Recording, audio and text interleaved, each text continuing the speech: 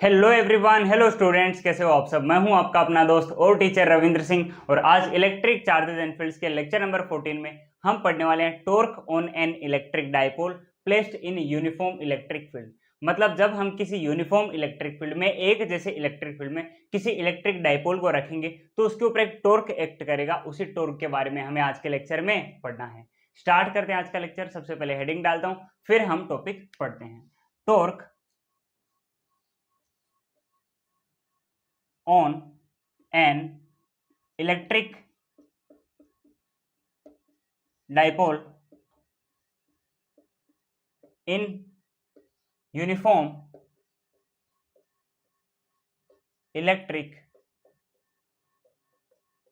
field। जब uniform electric field में, एक जैसे इलेक्ट्रिक फील्ड में किसी डाइपोल को रखा जाता है तो उसके ऊपर टॉर्क किस तरह से एक्ट करता है, उसी के बारे में हमें आज के लेक्चर में पढ़ना है। तो यहां पर मैं एक यूनिफॉर्म इलेक्ट्रिक फील्ड बना रहा हूं। यूनिफॉर्म मतलब एक जैसे इलेक्ट्रिक फील्ड। तो ये है यूनिफॉर्म इलेक्ट्रिक फील्ड। ये यूनिफॉर्म इलेक्ट्रिक फील्ड के डायरेक्शन है इस तरफ है। इतने पूरे रीजन के अंदर इलेक्ट्रिक फील्ड हर जगह सेम है। ये है यूनिफॉर्म इलेक्ट्रिक फील्ड, ठीक है, कुछ भी चेंज नहीं है। इतने पूरे रीजन के अंदर इलेक्ट्रिक फील्ड कैसी है, एक जैसी है। अब इस यूनिफॉर्म इलेक्ट्रिक फील्ड में मैं एक इलेक्ट्रिक डाइपोल रख रहा हूं। तो ये डाइपोल का एक चार्ज हो गया -Q, कुछ सेपरेशन दूर दूसरा चार्ज हो गया +Q। ये इलेक्ट्रिक डाइपोल के दोनों चार्ज है। और ये सेपरेशन कितना है, ये इस डाइपोल का एग्जैक्ट सेंटर है O, ठीक है। पूरा सेपरेशन है इस डाइपोल का 2L। तो सेंटर से हर एक चार्ज कितने सेपरेशन दूर हो जाएगा, L सेपरेशन दूर। ये वाला चार्ज भी सेपरेशन, इस वाले चार्ज का भी सेपरेशन सेंटर से कितना, L है। और दूसरे चार्ज का भी सेपरेशन सेंटर से कितना है, L है। पूरा सेपरेशन कितना हो गया, L और L, 2L सेपरेशन दूर दोनों ही चार्ज है इस डाइपोल के, ठीक है। ये एक इलेक्ट्रिक डाइपोल है। और हर एक इलेक्ट्रिक डाइपोल की अपनी एक प्रॉपर्टी होती है कि इसके पास अपना खुद का एक इलेक्ट्रिक डाइपोल मोमेंट होता है। ये मैंने आपको लास्ट लेक्चर में पढ़ाया था। अगर आपने वो लेक्चर नहीं देखा है तो आपको मैं डिस्क्रिप्शन में पूरे चैप्टर के प्लेलिस्ट दे दूंगा। लेक्चर नंबर 13 आपको देख लेना है, जिसमें मैंने आपको इलेक्ट्रिक डाइपोल डिटेल में एक्सप्लेन कर रखा है। स्टार्ट करते हैं, आगे बढ़ते हैं। अब -Q चार्ज से +Q चार्ज की तरफ इलेक्ट्रिक डाइपोल मोमेंट की डायरेक्शन होती है। इस डाइपोल का ये जो इलेक्ट्रिक डाइपोल मोमेंट है उसकी डायरेक्शन होगी -Q चार्ज से +Q चार्ज की तरफ। तो ये है डाइपोल मोमेंट की डायरेक्शन। और ये जो इलेक्ट्रिक डाइपोल है इसको हमने इलेक्ट्रिक फील्ड में इस तरह से प्लेस किया है कि ये डाइपोल इलेक्ट्रिक फील्ड के साथ में थीटा एंगल बनाए। इलेक्ट्रिक फील्ड में थीटा एंगल बनाते हुए हमने इलेक्ट्रिक डाइपोल को प्लेस कर रखा है। तो फिर क्या होगा, मैंने आपको एक कॉन्सेप्ट बताया था जब मैं आपको इलेक्ट्रिक फील्ड पढ़ा रहा था लेक्चर नंबर 7 में, कि जब हम किसी भी चार्ज को एक इलेक्ट्रिक फील्ड में रखते हैं तो उसके ऊपर एक फोर्स लगता है। किसी भी चार्ज को इलेक्ट्रिक फील्ड में रखने पर उस पर एक फोर्स लगता है।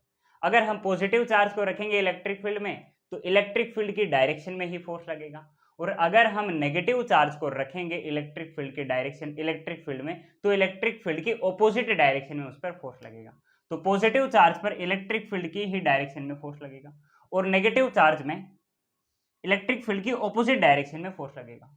कितना होता है फोर्स, जब हम किसी चार्ज को इलेक्ट्रिक फील्ड में रखते हैं तो उस पर लगने वाला फोर्स, सबसे पहले तो वो चार्ज Q साथ में वो इलेक्ट्रिक फील्ड E, दोनों का मल्टीप्लिकेशन के बराबर होता है।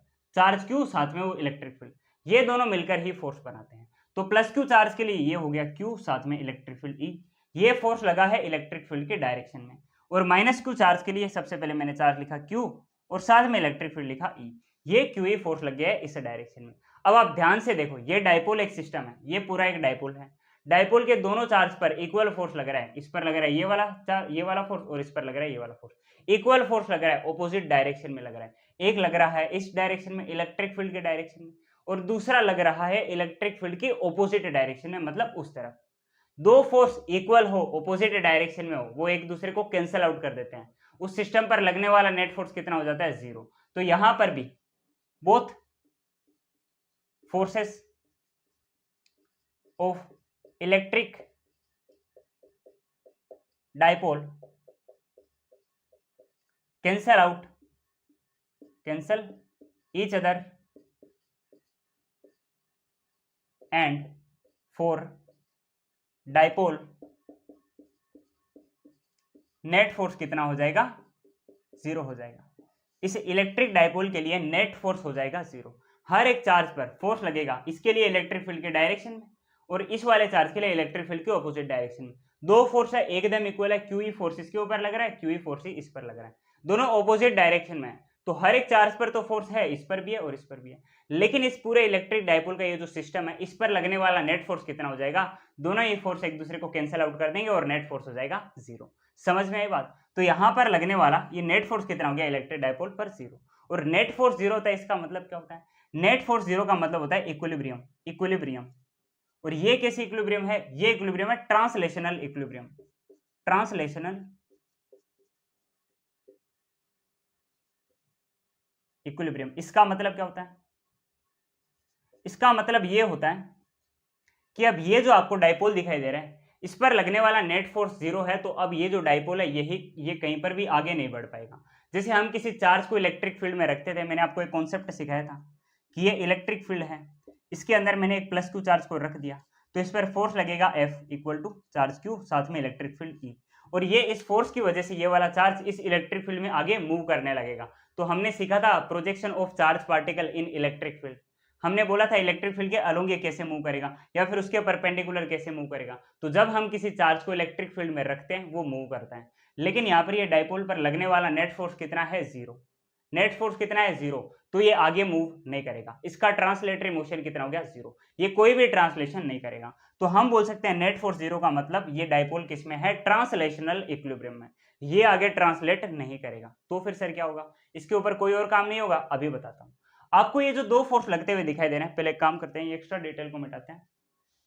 आपको इसके ऊपर दो फोर्सेस लगते हुए दिखाई दे रहे हैं, एक फोर्स है क्यूई, दूसरा वाला फोर्स भी है क्यूई। दोनों फोर्स है ऑपोजिट डायरेक्शन में एक दूसरे के इक्वल है, लेकिन ये दोनों सेम लाइन पर नहीं है। दोनों फोर्स देखो कुछ दूरी पर है, कुछ दूर है। एक फोर्स यहां पर है क्यूई और दूसरा फोर्स यहां पर है क्यूई, ठीक है। ये एंगल थीटा बनाते हुए ये एंगल मैंने यहां पर लिखा थीटा। ये लेंथ है एल और ये लेंथ भी कितनी है, एल है। ये वाले लेंथ भी एल है और ये दूसरी लेंथ भी कितनी है, एल है। ध्यान से देखो, ये जो आपको दोनों फोर्स लगते हुए दिखाई दे रहे हैं, ये एक लाइन पर नहीं लग रहे हैं। एक लाइन पर लगने का मतलब एक फोर्स यहां पर लगता, दूसरा फोर्स भी यहां पर लगता। क्या आपको ये फोर्स एकदम ऐसे लगते हुए दिखाई दे रहे हैं, नहीं दिखाई दे रहे। दोनों फोर्स एक लाइन पर लगते हुए दिखाई नहीं दे रहे, both the forces are separated by some distance. तो इसकी वजह से, इन दोनों ही फोर्सेस की वजह से एक टॉर्क बनेगा, एक टॉर्क जनरेट होगा, और वो टॉर्क क्या करेगा, इस इलेक्ट्रिक डाइपोल को मूव कराएगा। तो ये ट्रांसलेशनल इक्विलिब्रियम में तो है, लेकिन रोटेशनल इक्विलिब्रियम में नहीं है। ये जो डाइपोल है ये अपनी एक्सिस के अबाउट क्या करेगा, रोटेट करेगा। ये अपने सेंटर ऑफ मास के अबाउट, इस सेंटर ओ के अबाउट रोटेट करेगा। इसी के रोटेशन के बारे में हमें आज के लेक्चर में पढ़ना है। तो ये सारी डिटेल हम लिखते हैं और फिर आगे बढ़ते हैं। इसको मिटाता हूं, क्या होगा कि आपको यहां पर मैं एक काम करता हूं, इस लेंथ एल को मिटा देता हूं और इसको भी मिटा देता हूं। डायग्राम थोड़ा सुंदर बनाना है हमको। हाँ, यहां से मैंने इसको मिटा दिया। तो अब होगा क्या कि आपको इसके ऊपर एक तो फोर्स यहां पर लगता हुआ दिखाई दे रहा है, एक फोर्स यहां पर लगता हुआ दिखाई दे रहा है, और लेंथ मैंने यहां पर इसको कितना बोला था, एल, और इसको भी मैंने कितना बोला, एल बोला। लेंथ एल है सेंटर से इस चार्ज की भी, और ये वाले चार्ज की भी लेंथ कितनी है, एल है। अब अगर मैं इस लेंथ एल के कॉम्पोनेंट करूं तो आप ध्यान से देखना, ये लेंथ एल है, यहां पर थीटा एंगल है, थीटा की तरफ इसका क्या कॉम्पोनेंट होगा, कोस थीटा, ये एल कोस थीटा, और इसकी दूसरी डायरेक्शन में क्या कौन सा कॉम्पोनेंट आएगा, एल साइन थीटा, ये बन गया कॉम्पोनेंट एल साइन थीटा। यही केस यहां पर होगा, थीटा के ठीक सामने कौन सा एंगल होगा, ये भी थीटा हो जाएगा, ये थीटा एंगल, और थीटा के साथ में ये आपको लेंथ कितनी एल दिखाई दे रही है, इसका भी मैं कंपोनेंट ले सकता हूं। एक तो थीटा की तरफ इसका क्या कंपोनेंट आएगा, L cos theta, L cos theta, और दूसरी डायरेक्शन में यहां पर क्या कंपोनेंट आएगा, L sine theta, L sine theta. तो अगर आप ध्यान से देखो तो एक चार्ज है माइनस क्यू, ये एक चार्ज है माइनस क्यू, ये दूसरा चार्ज है प्लस क्यू, ये इनके बीच में आपको पूरी लेंथ कितनी दिखाई दे रही है, एल, ये एल, ये, ठीक है। ये है एल साइन थीटा, इतना ऊपर इस सेंटर से, और ये कितना नीचे है, एल साइन थीटा। तो दोनों ही चार्जेस पर जो फोर्स लग रहे हैं क्यू ई इस तरफ, दूसरा फोर्स लग रहा है क्यू ई इस तरफ, दोनों के बीच में देखो टोटल सेपरेशन कितना हो गया, एल साइन थीटा ये सेंटर से, और नीचे भी एल साइन थीटा। तो दोनों चार्जेस के बीच में ये जो सेपरेशन दिखाई दे रहा है ये कितना हो जाएगा, 2 एल साइन थीटा।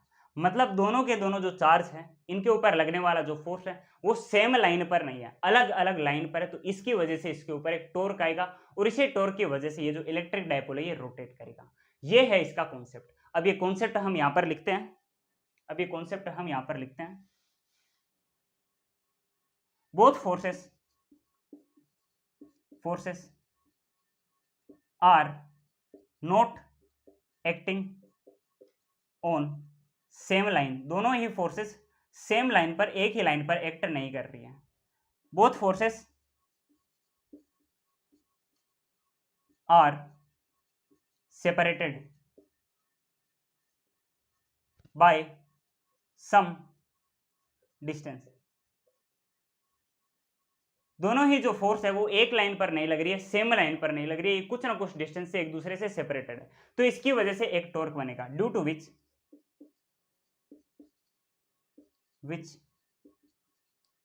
अ टॉर्क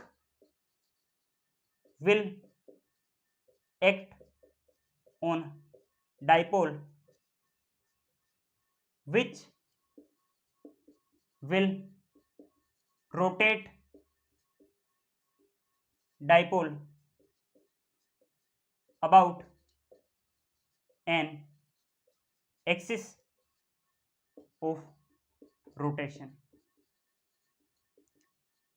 मतलब क्या होगा कि ये जो फोर्सेस है ये एक ही लाइन पर नहीं लग रहे हैं, अलग अलग लाइन पर लग रहे हैं, और ये दोनों ही लाइन कुछ ना कुछ सेपरेशन दूर है। इसकी वजह से एक टॉर्क जनरेट होगा, और वो टॉर्क क्या करेगा, ये जो डाइपोल आपको दिखाई दे रहा है इसको रोटेट करेगा एक एक्सिस के about.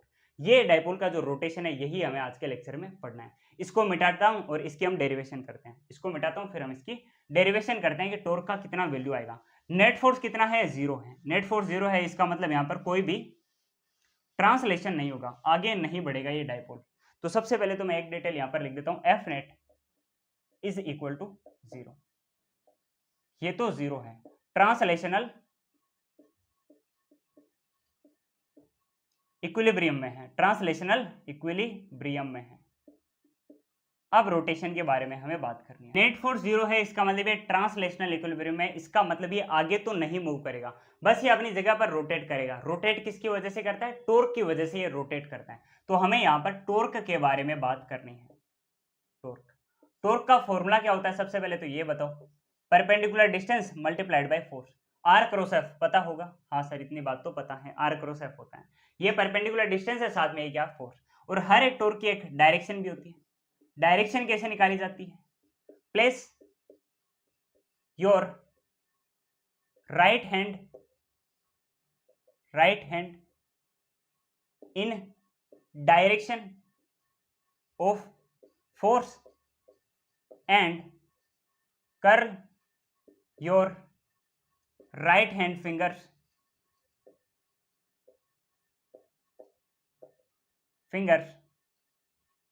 towards distance, then thumb will give direction of torque। इस तरह से हम क्या कर सकते हैं, टॉर्क के डायरेक्शन निकाल सकते हैं। हमें क्या करना है, हमें सबसे पहले तो इस फोर्स के डायरेक्शन में अपने राइट हैंड के फिंगर्स को रखना है। तो एक काम करता हूं, मैं इस तरफ आ जाता हूं और ये जो आपको दिखाई दे रहा है, ये जो आपको फोर्स दिखाई दे रहा है, इसके डायरेक्शन में मैंने, इसके साथ में मैंने अपने राइट हैंड के फिंगर्स को मैंने प्लेस कर दिया है। और फिर ये जो राइट हैंड की मेरी फिंगर्स है, इनको मुझे फोर्स से डिस्टेंस की तरफ कर्ल करना है। तो मैं ये फोर्स से डिस्टेंस की तरफ इसको कर्ल करूंगा, फोर्स से डिस्टेंस की तरफ मैं इसको कर्ल कर लूंगा। सबसे पहले ये फोर्स है, फोर्स की डायरेक्शन में रखा, फिर मैंने इसको डिस्टेंस की तरफ मतलब नीचे की तरफ, फिर मैंने इसको कर्ल कर लिया। तो मेरे ये जो थंब है, ये जो अंगूठा है, ये हमें क्या दे देगा, टॉर्क के डायरेक्शन, जो कि इनवर्ड आएगा। किधर आएगा, इनवर्ड आएगा टॉर्क। हमने क्या किया, हमने फोर्स से डिस्टेंस की तरफ अपनी जो राइट हैंड है इसकी फिंगर्स को कर्ल किया।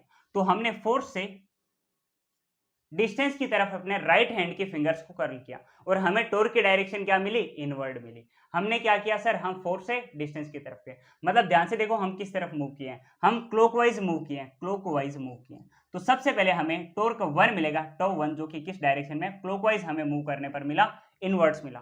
तो सबसे पहले हम क्लॉकवाइज मूव किए, टॉ 1 हमें मिल गया, टॉर्क 1।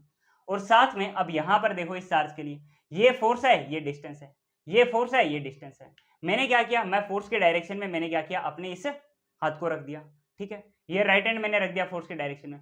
फिर मैंने क्या किया, अपने ये जो फिंगर्स है इनको मैंने फोर्स से डिस्टेंस की डायरेक्शन में, फोर्स से डिस्टेंस की तरफ मैंने इसको कर्ल किया, फोर्स से डिस्टेंस की तरफ मैंने इसको कर्ल किया। तो मेरा ये जो अंगूठा है ये इनवर्ड एक्ट कर रहा है, मतलब ये इनवर्ड डायरेक्शन में हमको टॉर्क दे रहा है। तो मैंने फोर्स से डिस्टेंस के डायरेक्शन में मैं मूव किया, फोर्स से डिस्टेंस के डायरेक्शन में मैंने अपने फिंगर्स को कर्ल किया, तो मुझे मिल गया टॉर्क नंबर 2, जो कि फिर से क्या है, इनवर्ड है। यहां पर भी मैं क्लॉकवाइज ही मूव किया हूं। दोनों ही क्या है, टॉर्क क्लॉकवाइज है, मतलब ये क्या करेंगे, इसको रोटेट कराएंगे और हमें जो नेट टॉर्क मिलेगा टाउ नेट, वो कितना मिलेगा, torque 1 plus torque 2, tau 1 plus tau 2, और दोनों ही क्लॉकवाइज डायरेक्शन में, दोनों ही क्लॉकवाइज डायरेक्शन में। अब बताओ टॉर्क का फॉर्मूला क्या होता है, टॉर्क का एक फॉर्मूला क्या होता है, टॉर्क का फॉर्मूला होता है ये फोर्स और साथ में क्या होती है, परपेंडिकुलर डिस्टेंस। तो हमने सबसे पहले लिखा फोर्स QE और साथ में परपेंडिकुलर डिस्टेंस कितनी है, L sin थीटा,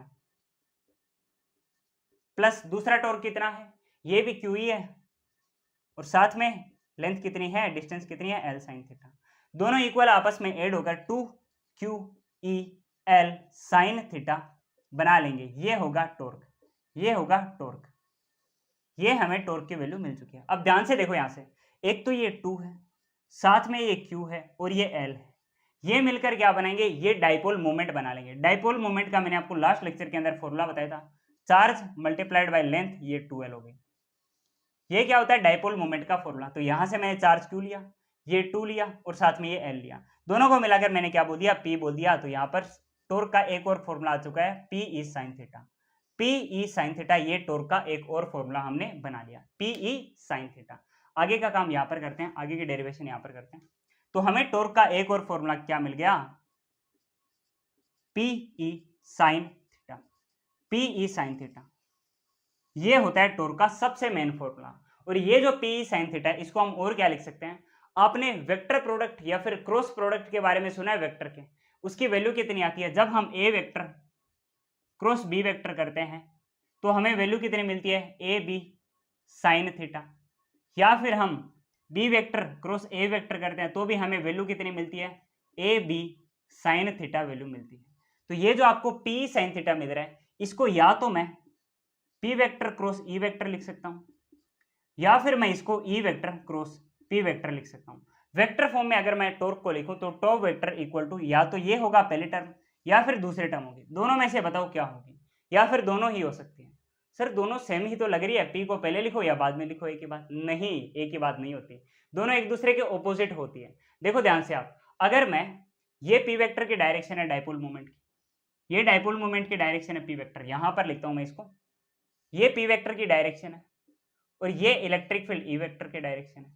अगर मैं P vector cross E vector लेता हूं तो इसका मतलब पता है क्या होता है, मैं P से E की तरफ आ रहा हूं, P से E की तरफ मैं अपने फिंगर्स को कर्ल कर रहा हूं, मतलब मैं क्या कर रहा हूं, मैं क्लॉकवाइज डायरेक्शन में आ रहा हूं, और यहाँ पर टॉर्क भी किधर है, क्लॉकवाइज है, दोनों एक ही डायरेक्शन में, मतलब ये मैं लिख सकता हूँ। अगर मैं E vector cross P vector लिखता तो क्या होता, E से P की तरफ मैं जा रहा था, एंटी क्लॉकवाइज, एंटी क्लॉकवाइज हमें टॉर्क की डायरेक्शन मिलती है। क्या वो पॉसिबल है, देख लो ध्यान से, हमने जैसे ही फोर्स से डिस्टेंस की तरफ हम गए थे पहले, तो हमें क्या मिली थी, टॉर्क की डायरेक्शन क्लॉकवाइज, हमें क्लॉकवाइज मिली थी, और अगर हम इसको E vector cross P vector लिखेंगे फॉर्मूला में, तो वो तो क्या होगी, एंटी क्लॉकवाइज आई है।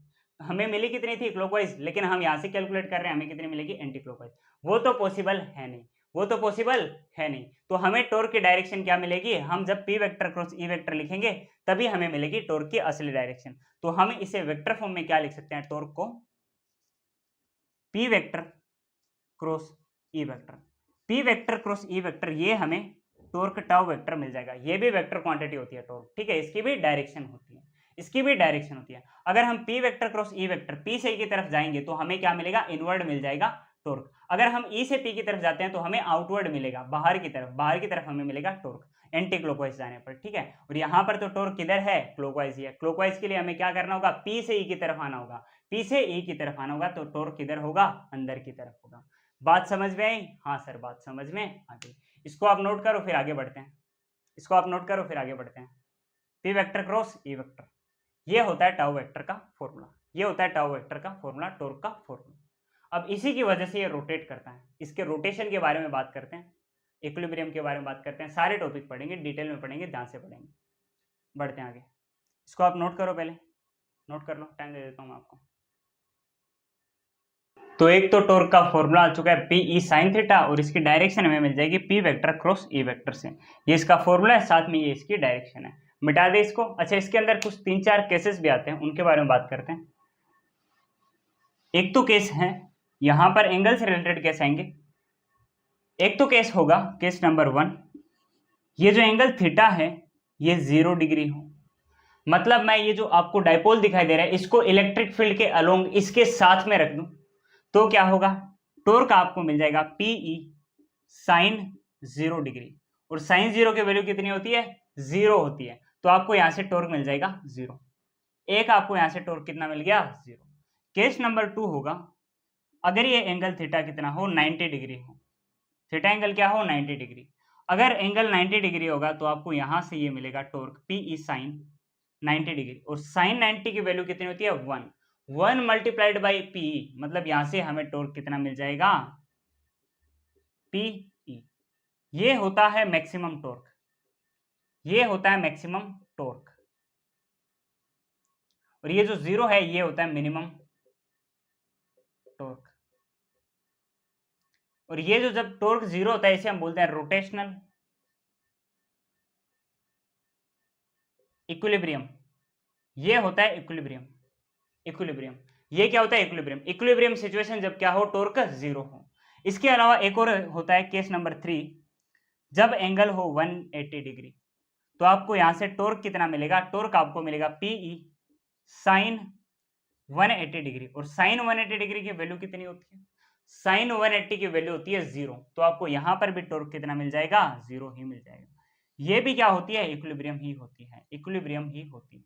बस इतना सा फर्क है कि अगर एंगल 0 डिग्री होगा, मतलब मैं इस डाइपोल को इलेक्ट्रिक फील्ड की ही डायरेक्शन में रखूंगा, इसके साथ में रखूंगा, तो जो इक्विलिब्रियम होती है इसको बोला जाता है स्टेबल इक्विलिब्रियम।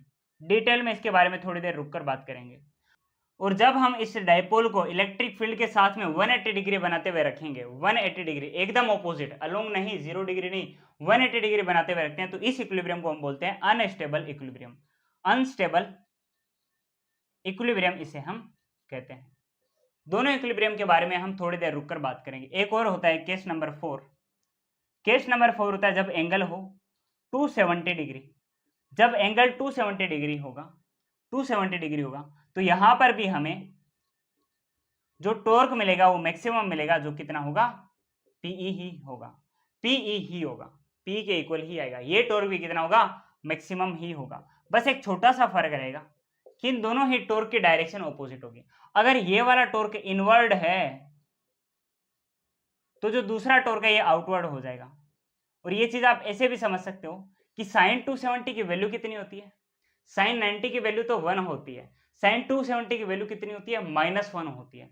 मल्टीप्लाई करने पर टॉर्क यहाँ पर पी नहीं माइनस पी आएगा। और यहाँ पर ये जो माइनस है ये हमें क्या बताएगा कि यहाँ पर 90 डिग्री पर जो डायरेक्शन आ रही थी टॉर्क की, उसके ठीक ऑपोजिट डायरेक्शन यहाँ पर मिलेगी। बाकी यहाँ पर कोई टॉर्क मिनिमम नहीं आएगा नेगेटिव पी होने पर, टॉर्क रहेगा तो यहाँ पर भी मैक्सिमम पीई के इक्वल।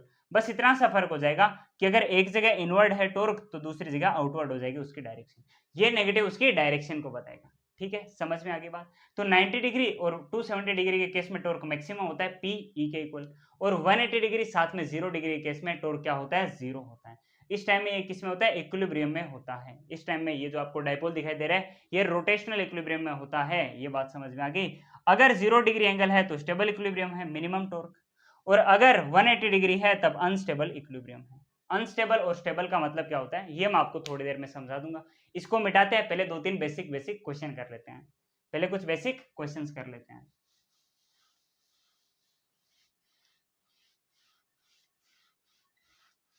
यहां तक टॉर्क का टॉपिक पूरा समझ में आया?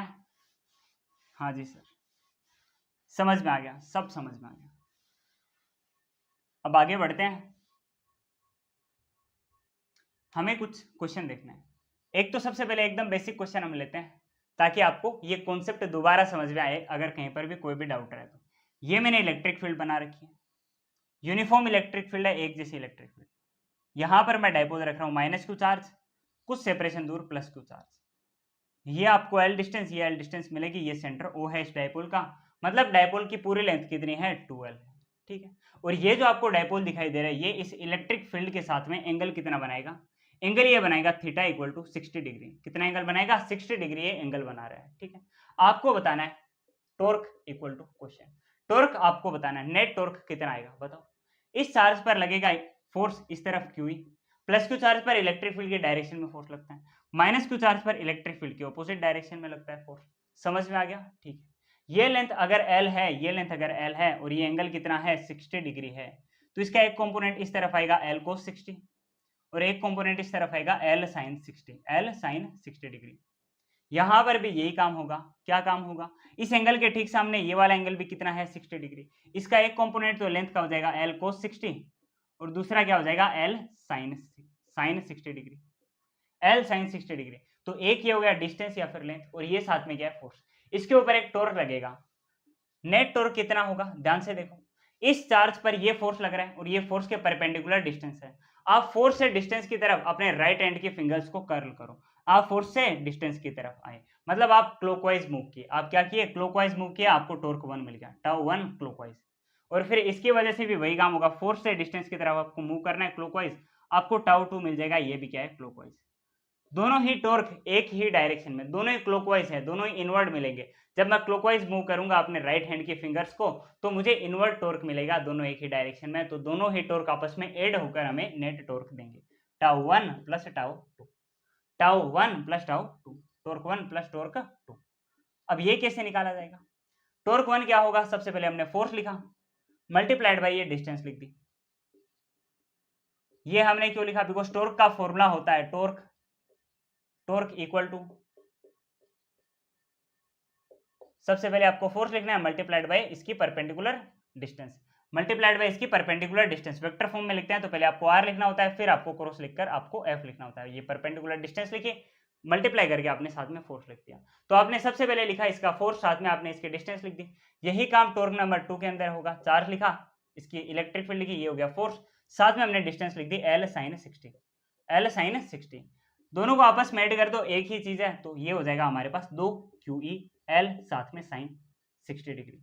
अब बताओ sin 60 की वैल्यू कितनी होती है? sin 60 की वैल्यू होती है, sin 60 की वैल्यू होती है √3/2। तो आपने साथ में मल्टीप्लाई किया √3/2, ये 2 इस 2 को कट करेगा, आपको टॉर्क मिलेगा √3 QEL, √3 QEL। ये होता है टॉर्क।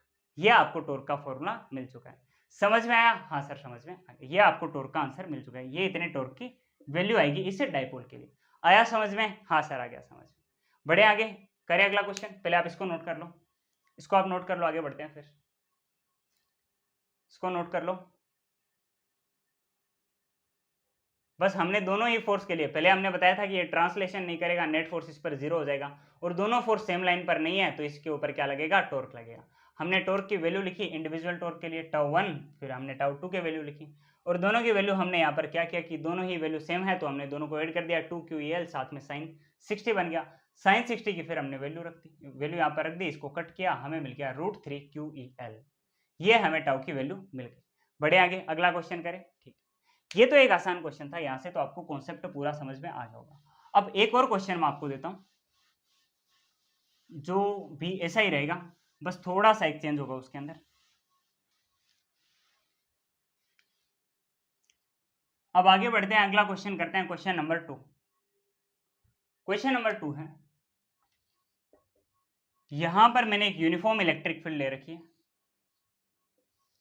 ऑलमोस्ट पिछले क्वेश्चन जैसा ही है, और इस बार मैंने इलेक्ट्रिक डायपोल को इस तरह से रखा है, ये -q चार्ज, ये +q चार्ज, और ये इलेक्ट्रिक फील्ड के साथ में, ये इलेक्ट्रिक फील्ड इस डायरेक्शन में, इसके साथ में 120 डिग्री का एंगल बनाते हुए मैंने डायपोल को प्लेस किया है। ठीक है, -q से +q की तरफ डायपोल मोमेंट की डायरेक्शन होती है, इस डायरेक्शन में डायपोल मोमेंट होता है, और ये जो डायपोल मोमेंट है इसके साथ में 120 डिग्री एंगल बनाते हुए मैंने इलेक्ट्रिक फील्ड में इसको रखा है। इलेक्ट्रिक फील्ड की वैल्यू कितनी होगी? 2 न्यूटन पर कूलम। ये इलेक्ट्रिक फील्ड की वैल्यू है। आपको कैलकुलेट करना है टॉर्क ऑन डायपोल। एक काम करते हैं, इसकी पूरी लैंग्वेज लिखते हैं, यहां पर मैं अपनी क्वेश्चन वाले कॉपी ले लेता हूं। Torque on dipole of DM, मतलब dipole moment, 10⁻⁸ coulomb metre placed inside a uniform electric field 2 newton per coulomb at an instant shown in diagram will is। ये हमें कैलकुलेट करना है, हमें यहां पर टॉर्क कैलकुलेट कर देना है। हमें एक तो सबसे पहले इसका डाइपोल मोमेंट दे रखा है, ये रहा 10⁻⁸, साथ में हमें इलेक्ट्रिक फील्ड दे रखा है। तो टॉर्क का क्या फॉर्मूला होता है? टॉर्क का क्या फॉर्मूला होता है? टॉर्क का फॉर्मूला होता है P E sine theta. P E sine theta, P की हमें वैल्यू दे रखी है डाइपोल मोमेंट, ई की हमें वैल्यू दे रखी है, साथ में थीटा की हमें वैल्यू दे रखी है। बस वैल्यू पुट करो और आंसर निकालो। पी कितना है? 10⁻⁸ coulomb per metre, coulomb metre, ये होती है डाइपोल की यूनिट, साथ में हमने लिख दी। और इलेक्ट्रिक फील्ड कितना है? Multiplied by 2 newton per coulomb, साथ में थीटा कितना है? 120 डिग्री, तो आपने लिखा साइन 120 डिग्री। ये कूलम से ये कूलम कट जाएगा और आपको टॉर्क कितना मिलेगा? सबसे पहले तो यूनिट्स आप सारी साइड में लिख लो, न्यूटन मीटर के अंदर इसकी वैल्यू आएगी। आपने लिखा ये 10⁻⁸, साथ में ये 2 है, और साइन 120 की वैल्यू कितनी होती है? √3/2 होती है, तो आपने यहां पर लिखा √3/2। ये 2 इस 2 को कट कर देगा, आपको टॉर्क की वैल्यू मिल जाएगी 3 × 10⁻⁸ न्यूटन मीटर। ये आपको टॉर्क की वैल्यू मिल चुकी है। ये आएगा टॉर्क का आंसर। एकदम आसान क्वेश्चन था, कुछ भी मुश्किल इसमें था नहीं, आ गया समझ में। इसको आप नोट करो, फिर आगे बढ़ते हैं, अगला क्वेश्चन करते हैं। इसको आप नोट करो, फिर आगे बढ़ते हैं, अगला क्वेश्चन करते हैं। अब यहाँ से ना आज के लेक्चर के अंदर हमारा डाइपोल का टॉपिक पूरा हो जाएगा। फिर हमें एक तो गाउस लॉ पढ़ना है, इलेक्ट्रिक फ्लक्स पढ़ना है और उससे रिलेटेड कुछ एप्लीकेशन पढ़नी है, फिर हमारा ये चैप्टर पूरा हो जाएगा। ठीक है, बड़े आगे मिटा दूं? ठीक है, मिटा देता हूं। और एक और क्वेश्चन करते हैं, फिर हम आगे कुछ 4 स्पेशल केसेस देखेंगे टॉर्क से रिलेटेड, रोटेशन से रिलेटेड। क्वेश्चन हमने कर लिए हैं दोनों। अब इसके बाद में हम कुछ 4 स्पेशल केस देख लेते हैं टॉर्क से रिलेटेड। जब हम किसी डाइपोल को यूनिफॉर्म इलेक्ट्रिक फील्ड में प्लेस करेंगे तो उससे रिलेटेड टॉर्क के कुछ 4 स्पेशल केस बनते हैं। उन चारों स्पेशल केस के बारे में हम एक एक करके समझते हैं। केस नंबर 1 है, अगर थीटा 0 डिग्री हो, अगर थीटा कितना हो? 0 डिग्री हो, तो क्या होगा? थीटा 0 डिग्री मतलब जिस डायरेक्शन में इलेक्ट्रिक फील्ड है उसी डायरेक्शन में इलेक्ट्रिक डाइपोल को रख दें। ये -q चार्ज, ये इसका दूसरा +q चार्ज, ये इनके बीच का सेपरेशन, ये इसका सेंटर है। सेपरेशन को मैंने बोल रखा है 2l। ठीक है, ये डिस्टेंस भी l, ये भी l। -q से +q की तरफ होता है डाइपोल का डाइपोल मोमेंट, और ये इलेक्ट्रिक फील्ड का डायरेक्शन है। इलेक्ट्रिक फील्ड भी इस तरफ और डाइपोल मोमेंट भी इस तरफ, दोनों के बीच में एंगल कितना? 0 डिग्री। ये होता है केस नंबर 1। इसके लिए टॉर्क का क्या फॉर्मूला होता है? पी ई साइन थीटा, और थीटा की जगह जब आप 0 डिग्री लिखोगे साइन 0, तो साइन 0 की वैल्यू कितनी होती है? 0। यहां पर आपको मिलेगा torque equal to 0। Torque equal to 0 मतलब यहां पर ये जो डाइपोल मोमेंट है और ये जो इलेक्ट्रिक फील्ड है एक दूसरे के पैरेलल जब होगी, एक दूसरे के पैरेलल जब होगी, तब आपको टॉर्क कितना मिलेगा? 0। ये है केस नंबर 1, ये है केस नंबर 1। इसके बाद में केस नंबर 2 बनता है जब हम एंगल थीटा 90 डिग्री लें। जब थीटा क्या हो? 90 डिग्री, मतलब ये जो पी वेक्टर है ये इलेक्ट्रिक फील्ड के परपेंडिकुलर हो। पी वेक्टर इलेक्ट्रिक फील्ड के परपेंडिकुलर, ये इलेक्ट्रिक फील्ड है यूनिफॉर्म इस डायरेक्शन में, और इस इलेक्ट्रिक फील्ड के परपेंडिकुलर डायरेक्शन में डाइपोल हो। डाइपोल को हमने इलेक्ट्रिक फील्ड के परपेंडिकुलर डायरेक्शन में रखा है, ये रहा डाइपोल। इस डाइपोल का डाइपोल मोमेंट का डायरेक्शन क्या होगा? -q से +q चार्ज की तरफ, ये रहा। ये डाइपोल मोमेंट y एक्सिस के अंदर, इलेक्ट्रिक फील्ड x एक्सिस के अंदर, दोनों के बीच में एंगल कितना बना? Theta equal to 90 degree. Theta equal to 90 degree, तो यहां से टॉर्क कितना आएगा? पी ई साइन 90, और साइन 90 की वैल्यू कितनी होती है? 1 होती है। तो आपको टॉर्क कितना मिल जाएगा? Torque equal to p E, जो कि कितना होगा? मैक्सिमम होगा। यहां पर होगा maximum torque tau equal to p E, और यहां पर कितना होगा? मिनिमम टॉर्क, यहां पर होगा मिनिमम टॉर्क। यहां पर टाउ इक्वल टू कितना आ जाएगा? 0 आ जाएगा। और जब टॉर्क 0 होता है ना, इस सिचुएशन को हम बोलते हैं इक्विलिब्रियम। इस सिचुएशन को हम क्या बोलते हैं? इक्विलिब्रियम। डिटेल में डिस्कस करेंगे क्या होती है स्टेबल इक्विलिब्रियम, क्या होती है अनस्टेबल इक्विलिब्रियम। अभी चारों स्पेशल केस को ऊपर ऊपर से बेसिक समझते हैं। अगर यही एंगल 180 डिग्री हो तो, 180 डिग्री हो तो मतलब ये जो P है ये इलेक्ट्रिक फील्ड इसके साथ में क्या हो? एंटी पैरेलल हो, मतलब इलेक्ट्रिक फील्ड हो इस डायरेक्शन में इस तरह से करके, ओके। और डाइपोल इस तरह से माइनस क्यू प्लस क्यू ना होकर इस बार माइनस क्यू इस तरफ और प्लस क्यू चार्ज इस तरफ, ऐसा हो अगर आपको डाइपोल मिले, ये है माइनस क्यू चार्ज, एक तरफ है माइनस क्यू चार्ज, दूसरी तरफ है प्लस क्यू चार्ज, इस बार डाइपोल की क्या आएगी डायरेक्शन, इस बार डाइपोल की डायरेक्शन आएगी ये, डाइपोल मोमेंट की डायरेक्शन है ये और इलेक्ट्रिक फील्ड की डायरेक्शन है ये। इलेक्ट्रिक फील्ड इस तरफ, डाइपोल मोमेंट उस तरफ, दोनों एक दूसरे की ऑपोजिट डायरेक्शन में। थीटा कितना है 180 डिग्री। तो आपको टॉर्क कितना मिलेगा पी ई साइन 180 डिग्री। और साइन 180 डिग्री की वैल्यू कितनी है बताओ कितनी होती है? साइन 180 डिग्री की वैल्यू होती है 0। तो आपको यहां पर भी टॉर्क कितना मिल जाएगा 0। टॉर्क कितना मिल जाएगा 0। ये भी क्या होती है इक्विलिब्रियम होती है। इस इक्विलिब्रियम को बोला जाता है स्टेबल इक्विलिब्रियम। स्टेबल इक्विलिब्रियम जब इलेक्ट्रिक फील्ड और डाइपोल मोमेंट एक दूसरे के पैरेलल हो, एक दूसरे के डायरेक्शन में हो, तब क्या होती है स्टेबल इक्विलिब्रियम। और जब एंटी पैरेलल हो, एक दूसरे से क्या हो एंटी पैरेलल हो तो इसके साथ में लेकिन एंगल 0 डिग्री नहीं 180 डिग्री हो, इसे हम बोलते हैं अनस्टेबल इक्विलिब्रियम। इसके बारे में डिटेल में बात थोड़ी देर रुक कर करेंगे, अनस्टेबल इक्विलिब्रियम। और एक लास्ट केस और होता है केस नंबर 4। केस नंबर 4 क्या होता है, अगर यही angle theta equal to 270 degree हो तो क्या होगा।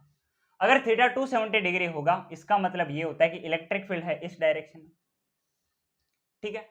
अगर 90 डिग्री एंगल था तो ये रहा माइनस क्यू से प्लस क्यू की तरफ, इसका ठीक उल्टा कर दो आप, इसका ठीक उल्टा कर दो, ये माइनस क्यू, ये यहां पर है प्लस क्यू, इनके बीच में ये सेपरेशन है, इनके बीच में ये सेपरेशन है। तो इसके लिए डाइपोल मोमेंट की डायरेक्शन क्या आएगी माइनस क्यू चार्ज से प्लस क्यू चार्ज की तरफ। ये हो गया डाइपोल मोमेंट, ये है इलेक्ट्रिक फील्ड। ये हो गया डाइपोल मोमेंट, ये इलेक्ट्रिक फील्ड, ये इलेक्ट्रिक फील्ड है, ये है डाइपोल मोमेंट, ये है डाइपोल मोमेंट। डायरेक्शन कहां से कहां ली जाती है इसकी, एंगल बताओ कहां से कहां लिया जाता है, पी से ई की तरफ, पी से ई की तरफ। ये है एंगल यहाँ पर 90 डिग्री। यहां पर भी देखो हमने पी से स्टार्ट किया, पी से स्टार्ट किया, और ये ई की तरफ हमें एंगल लेना है, पी से स्टार्ट करके यहां पर ये होता है एंगल, ये छोटा वाला एंगल नहीं होगा, ये बड़ा वाला एंगल 270 डिग्री, ये है 270 डिग्री, ये एंगल है इनके बीच में। वैल्यू कितनी आएगी, वैल्यू कितनी आएगी, ये वाला एंगल होता है पहली बात तो 270 डिग्री, 270 डिग्री। पी से ई की तरफ हमें जाना होता है, ये इस तरफ, पी से होते हुए ई की तरफ हमें जाना होता है, पी से होते हुए ई की तरफ। अब आप ध्यान से देखो यहां पर तो एंगल 0 डिग्री, यहां पर कितना है 90 डिग्री, ये पी है ये ई है, पी से ई की तरफ हमें जाना है। ध्यान से देखो ये आपके पास है पी मतलब डाइपोल मोमेंट, ये आपके पास इलेक्ट्रिक फील्ड है, ये एंगल है 90 डिग्री, ये एंगल कितना है 90 डिग्री। और आपको पता है टॉर्क क्या होता है, P vector cross E vector. P से ई की तरफ आपको अपने फिंगर्स को कर्ल करना होता है, मतलब आप पी से ई की तरफ जाओगे, पी से ई की तरफ जाओगे, मतलब आप कहां जा रहे हो क्लॉकवाइज जा रहे हो। किस डायरेक्शन में आप जा रहे हो क्लॉकवाइज जा रहे हो, समझ रहे हो, ठीक है। यहां पर क्या करना आपको, यहां पर आपको फिर से पी से ई की तरफ जाना है, पी से ई की तरफ जाना है, लेकिन ध्यान से देखो इस बार आप एंटी क्लॉकवाइज जा रहे हो। यहां पर आप क्या कर रहे थे, यहां पर आप जा रहे थे क्लॉकवाइज, यहां पर आप क्या कर रहे थे क्लॉकवाइज जा रहे थे, यहां पर आप क्लॉकवाइज जा रहे थे। अच्छा यहां पर इस तरह से नहीं करना है, इस बार आपको या तो आप इसे 270 डिग्री में ऐसे ले सकते हो क्लॉकवाइज, या फिर आप एक और काम कर सकते हो, क्या कर सकते हो, या फिर आप ऐसे भी तो जा सकते हो पी से ई की तरफ, पी से ई की तरफ आप ऐसे भी तो जा सकते हो, देखो पी से ई की तरफ आप इस तरह से भी तो जा सकते हो। और ये डायरेक्शन कैसी हो जाएगी एंटी क्लॉकवाइज हो जाएगी, क्या हो जाएगी एंटी क्लॉकवाइज हो जाएगी, एंटी क्लॉकवाइज हो जाएगी। हम टॉर्क को क्या बोलेंगे, टॉर्क को हम बोल देंगे पी साथ में ई, और साइन एंगल कितना बोल देंगे 270 डिग्री। साइन 270 डिग्री की वैल्यू कितनी होती है, साइन 270 की वैल्यू, साइन 270 की वैल्यू होती है -1। तो यहां से आपको टॉर्क कितना मिल जाएगा पी ई साथ में -1, आपको यहां से टॉर्क मिलेगा -पी ई। इसको -पी मत बोलना, यहां पर भी ये टॉर्क क्या होता है मैक्सिमम ही होता है। इस माइनस के साइन को आप हटा लो, यहां पर भी टॉर्क पी ई ही होता है। बस ये जो माइनस का साइन है ये पता है क्या बताता है, ये पता है क्या बताता है कि इस 90 डिग्री वाले केस में जो है ना अपने पास टॉर्क की वैल्यू, इसके ठीक ऑपोजिट डायरेक्शन में इस बार टॉर्क होगा। अगर इसके लिए टॉर्क जैसे हम देखो यहाँ पर क्लॉकवाइज मुड़े थे, हमने P vector cross E vector किया, डायरेक्शन कैसी है क्लॉकवाइज, डायरेक्शन कैसी है क्लॉकवाइज, हमारा थंब हमें क्या करेगा क्लॉकवाइज घूमने पर इनवर्ड देगा हमें टॉर्क, है ना देगा। यहां पर ये जो आपको टॉर्क मिला है ना नेगेटिव, इसका मतलब ये है कि थंब को इस बार हम क्या करेंगे एंटी क्लॉकवाइज घुमाएंगे, एंटी क्लॉकवाइज घुमाएंगे तो हमें जो टॉर्क है वो बाहर की तरफ मिलेगा। मतलब दोनों के लिए टॉर्क की डायरेक्शन डिफरेंट है, बाकी टॉर्क है दोनों ही केसेस में क्या मैक्सिमम। तो टॉर्क कब मैक्सिमम आया, कब मिनिमम आया, कब जीरो आया, ये बताओ। टॉर्क मिनिमम या फिर जीरो कब आया, जब या तो एंगल है 0 डिग्री या फिर एंगल कितना है 180 डिग्री। और मैक्सिमम कब आया, जब एंगल या तो 90 डिग्री हो या फिर कितना हो 270 डिग्री। ये चारों केसेस मैंने आपको समझा दिए। अब ये जो इनमें से केस नंबर 1 है इसको आप स्टार लगा लो, और ये जो केस नंबर 3 है इसको आप स्टार लगा लो। इनको स्टार क्यों लगाना है? इनको स्टार इसलिए लगाना है बिकॉज इनसे रिलेटेड एक केस होता है, मैंने आपको बताया ना, जब फोर्स जीरो होती है तब क्या होती है? Translational equilibrium. जब टॉर्क जीरो होती है तब होती है रोटेशनल इक्विलिब्रियम। समझ रहे हो?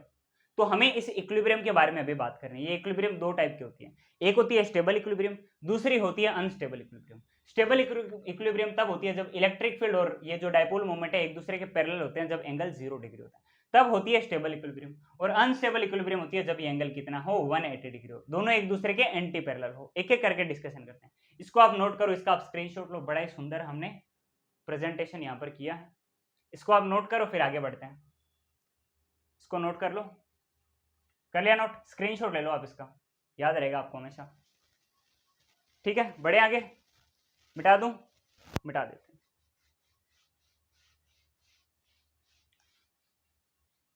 यहां तक सब कुछ समझ में आ गया?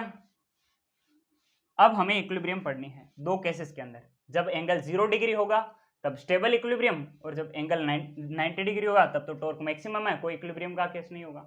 और जब एंगल 180 डिग्री का होगा तब क्या होगा? Unstable equilibrium. सबसे पहले हम लेते हैं स्टेबल इक्विलिब्रियम का केस। स्टेबल इक्विलिब्रियम का केस, स्टेबल इक्विलिब्रियम का क्या केस होगा? यहां पर ये मैंने इलेक्ट्रिक फील्ड बना रखा है, थोड़ा बड़ा बनाएंगे इस बार हम डायग्राम। ये साथ में मैंने इस तरह से करके यूनिफॉर्म इलेक्ट्रिक फील्ड ले रखा है।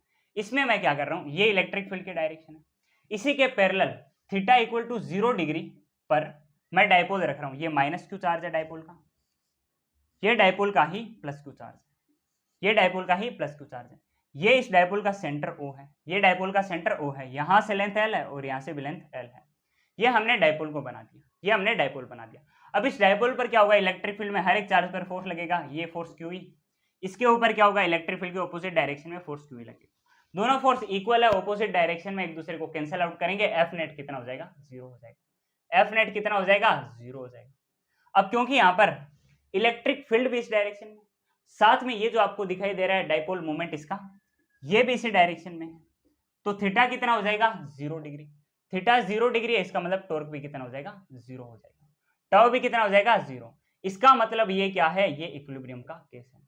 फोर्स भी 0 है, टॉर्क भी 0 है, इसका मतलब ये क्या है? इक्विलिब्रियम का केस है, इक्विलिब्रियम का केस है। ठीक है, अब इक्विलिब्रियम के अंदर भी ये कैसा इक्विलिब्रियम है? स्टेबल है या फिर अनस्टेबल है? इसके बारे में अभी हमें पता करना है। ये स्टेबल इक्विलिब्रियम का केस है, लेकिन कैसे है ये अभी मैं आपको बताने वाला हूं। आपने क्लास 11th के अंदर वर्क एनर्जी पावर चैप्टर में पढ़ा होगा कि स्टेबल इक्विलिब्रियम एक ऐसी स्टेट होती है जब हम क्या करेंगे, किसी भी बॉडी को मूव करेंगे तो वापस उसी जगह पर आना चाहिए। थोड़ा सा अगर हम उसको डिस्प्लेस कर दे तो वापस वहीं पर आना चाहिए, उसे हम बोलते हैं स्टेबल इक्विलिब्रियम। तो जब मैं इस डायपोल को इसकी इस इक्विलिब्रियम पोजीशन से, जहां पर नेट फोर्स 0 है, जहां पर टॉर्क 0, इससे थोड़ा सा डिस्प्लेस करूंगा तो ये वापस वहीं पर अगर आना चाहिए तो वो होती है स्टेबल इक्विलिब्रियम। और अगर वापस वहां पर ना आना चाहिए, उससे दूर चली जाए थोड़ा सा डिस्प्लेस करने पर, तो उसे हम बोलते हैं अनस्टेबल इक्विलिब्रियम। समझ में आई इतनी बात? हाँ सर, इतनी बात समझ में। तो आगे बढ़ते हैं, डेरिवेशन करते हैं इसका, समझते हैं बात। तो ये है इसका सेंटर। मैं अब इसको थोड़ा सा डिस्प्लेस करके मान लो यहां पर रख रहा हूं, मान लो यहां पर रख रहा हूं, ये इसका चार्ज प्लस क्यू, थोड़ा सा मैंने इसको थीटा एंगल से डिस्प्लेस कर दिया ना, थीटा एंगल से मैंने इसको डिस्प्लेस कर दिया, थीटा एंगल से मैंने इसको डिस्प्लेस कर दिया। पहले यहां पर था, थीटा एंगल से डिस्प्लेस करके मैंने इसको यहां पर रख दिया। और माइनस क्यू चार्ज थोड़ा नीचे आ चुका है, ये थोड़ा ऊपर चला जाएगा, ये थोड़ा नीचे आ जाएगा। इसका भी एंगल कितना है? थीटा है। इसका भी एंगल कितना है? थीटा। इस एंगल के ठीक सामने वाला एंगल थीटा। अब इस पर फोर्स लगेगा इस तरफ QE, इस पर फोर्स लगेगा इस तरफ QE। इतनी बात समझ में आई? हाँ सर, इतनी बात समझ में आ गई। एक काम करते हैं, जो एक्स्ट्रा काम मैंने किया इसको मिटा देते हैं। नहीं, मिटाने लायक कुछ है नहीं, रहने देते हैं। एक फोर्स लग रहा है इस तरफ, एक फोर्स लग रहा है इस तरफ। नेट फोर्स अभी भी 0 है। हाँ सर, नेट फोर्स 0 है। ये लेंथ कितनी है? L, और ये लेंथ भी कितनी है? L। ये एंगल है थीटा। इस थीटा एंगल की मदद से मैं इस लेंथ के दो कंपोनेंट कर सकता हूं। ये इसके ठीक सामने जो कंपोनेंट आएगा ये आएगा L sin थीटा, दूसरा कंपोनेंट क्या आएगा? L cos theta, L cos theta. यहां पर भी वही होगा, ये इसके ठीक सामने वाला कंपोनेंट कितना हो जाएगा? L sin थीटा हो जाएगा। L sin थीटा कंपोनेंट हो जाएगा। स्टार्टिंग में जब हमने डेरिवेशन किया था टॉर्क का, तब मैंने आपको ये बात समझाई थी, तब मैंने आपको एक बात समझाई थी। अब आप ध्यान से देखो, दो फोर्स लग रहे हैं, इक्वल ऑपोजिट है, एक दूसरे को कैंसिल आउट कर देंगे। नेट फोर्स तो 0 है, नेट फोर्स कितना है? 0। जब हमने इसको इनिशियल पोजीशन में रखा था इसके पैरेलल, तब टॉर्क भी 0 था, लेकिन फिर मैंने इसको थीटा एंगल से थोड़ा सा रोटेट कर दिया, थोड़ा सा डिस्प्लेस कर दिया। डिस्प्लेस करने के बाद ये एकदम इनिशियल पोजीशन पर तो है नहीं, हाँ सर इनिशियल पोजीशन पर तो नहीं है, मतलब दोनों के दोनों जो फोर्सेस हैं वो अलग अलग लाइन पर आ गए। इनिशियली दोनों फोर्स एक ही लाइन पर लग रहे थे, तो टॉर्क भी जीरो था और फोर्स भी जीरो था। फिर ये फोर्स अलग अलग लाइन पर आ चुके हैं, तो नेट फोर्स तो जीरो होगा, पूरे सिस्टम पर लगने वाला इक्वल और अपोजिट फोर्स, लेकिन यहां पर टॉर्क जीरो नहीं होगा। ये वाला फोर्स भी सेंटर से कुछ ना कुछ डिस्टेंस ऊपर है, ये वाला फोर्स भी कुछ ना कुछ डिस्टेंस ऊपर है, दोनों फोर्स एक लाइन पर नहीं लग रहे हैं, तो इसकी वजह से एक टॉर्क जनरेट होगा। और टॉर्क का मैंने आपको फॉर्मूला बता रखा है, perpendicular distance multiplied by force, force और साथ में इसकी परपेंडिकुलर डिस्टेंस, और इसकी एक डायरेक्शन होती है curl finger of right hand from force to distance.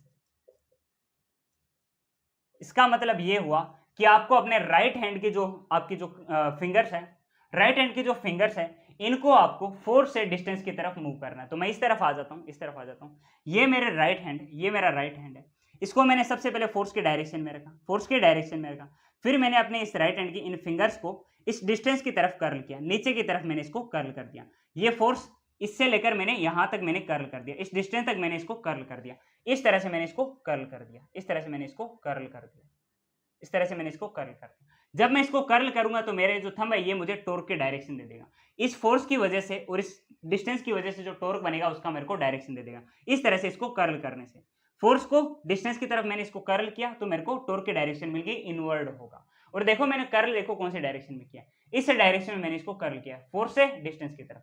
और ये कौन सी डायरेक्शन होती है, ये होती है क्लॉकवाइज वाली डायरेक्शन, क्लॉकवाइज डायरेक्शन होती है, तो मैंने इसको क्लॉकवाइज रोटेट किया है, क्लॉकवाइज रोटेट किया है, क्लॉकवाइज रोटेट किया, ये हो गया टाउ वन, ये हो गया टाउ वन। इसके अंदर क्या होगा, इसको भी जब मैं फोर्स के डायरेक्शन में रखूंगा, फिर डिस्टेंस की तरफ इस तरफ मैं कर्ल करूंगा मेरे फिंगर को, तो मेरे को अंदर की तरफ टॉर्क मिल जाएगा। इसको भी मुझे क्या करना है, डिस्टेंस की तरफ क्या करना है, कर्ल करना है। डिस्टेंस की तरफ मैंने कर्ल किया, ये भी देखो क्लॉकवाइज ही मूव हो रही है, ये भी कहां हो रही है, क्लॉकवाइज मूव हो रही है, क्लॉकवाइज मूव हो रही है। ये होता है टॉर्क। और टॉर्क क्या करता है, टॉर्क बॉडी को रोटेट कराता है, इस डायपोल को रोटेट करेगा, ये भी टॉर्क इसको रोटेट करेगा, ये वाला टॉर्क भी रोटेट करेगा। दोनों टॉर्क क्लॉकवाइज है, दोनों ही क्या करेंगे, इसको रोटेट करेंगे।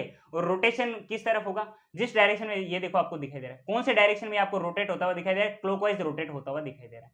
मतलब ये जो आपको प्लस क्यू चार्ज दिखाई दे रहा है, प्लस क्यू चार्ज, और साथ में माइनस क्यू चार्ज का जो डायपोल बन रहा है, इसको जब मैं थीटा एंगल से डिस्प्लेस करूंगा, थीटा एंगल से मैं इसको डिस्प्लेस करूंगा, तो इसके ऊपर ये फोर्स लगेंगे, नेट फोर्स तो जीरो हो जाएगा, लेकिन कुछ ना कुछ टॉर्क बनेगा, ये दोनों अलग अलग डायरेक्शन में। और ये टॉर्क का डायरेक्शन देखो कुछ इस तरीके से होगा, ये टॉर्क का डायरेक्शन कुछ इस तरीके से होगा कि ये वापस इस डायपोल को इसके इनिशियल पोजीशन की तरफ लाना चाहेगा। मैंने इसको क्या किया था, एंटी क्लॉकवाइज किया था मूव, एंटी क्लॉकवाइज डायरेक्शन में इस तरह से मैंने इसको डिस्प्लेस किया था, मैंने इसको इस तरह से डिस्प्लेस किया, लेकिन टॉर्क का कुछ ऐसा लग रहा है कि ये इसको वापस नीचे की तरफ लाना चाह रहा है, वापस से नीचे की तरफ इसको लाना चाह रहा है, यहां से ऊपर की तरफ इसको उठाना चाह रहा है, मतलब वापस इसको इसके ओरिजिन पोजीशन की तरफ ये इसको लाना चाह रहा है। ये बात समझ में आई, हाँ। तो जब हम इसको मैं लिख देता हूं एक स्टेटमेंट के फॉर्म में, इसको मैं मिटा कर लिख देता हूं,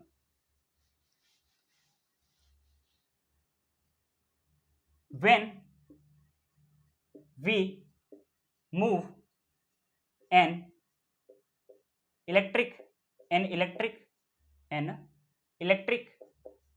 dipole, when we move या फिर when we displace an electric dipole slightly from its original position,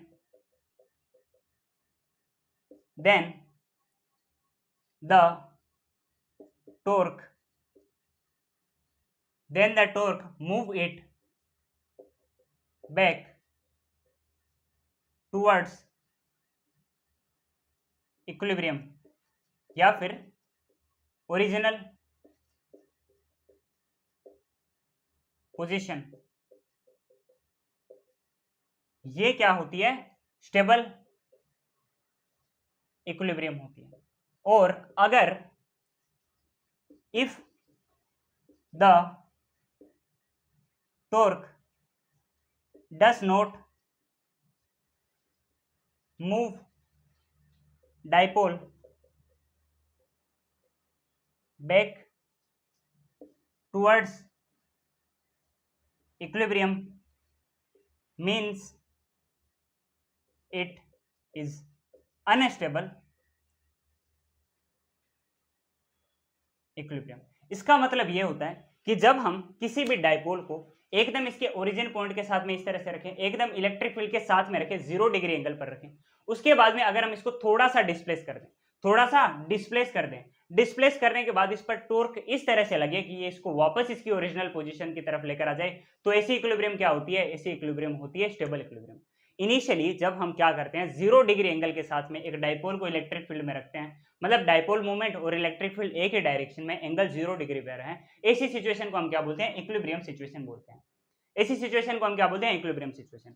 अगर अगर अगर अगर अगर इसके बाद में हम डाइपोल को थोड़ा सा शिफ्ट करें, डाइपोल को हम थोड़ा सा शिफ्ट करें और टॉर्क इस तरह से लगे उसके ऊपर शिफ्ट करने पर कि वो वापस उसको इसकी ओरिजिनल पोजीशन की तरफ, इक्विलिब्रियम पोजीशन की तरफ लेकर आ जाए, तो वो जो इक्विलिब्रियम है अपने पास, वो कैसी है? स्टेबल इक्विलिब्रियम है। और अगर हमने उसको इलेक्ट्रिक फील्ड में रखा, फिर हमने उसको डिस्प्लेस किया उसकी ओरिजिनल पोजीशन से थोड़ा सा, और डिस्प्लेस करने के बाद वो वापस अपनी इक्विलिब्रियम पोजीशन की तरफ ना आए, तो इसका मतलब ये होता है कि वो अनस्टेबल इक्विलिब्रियम है।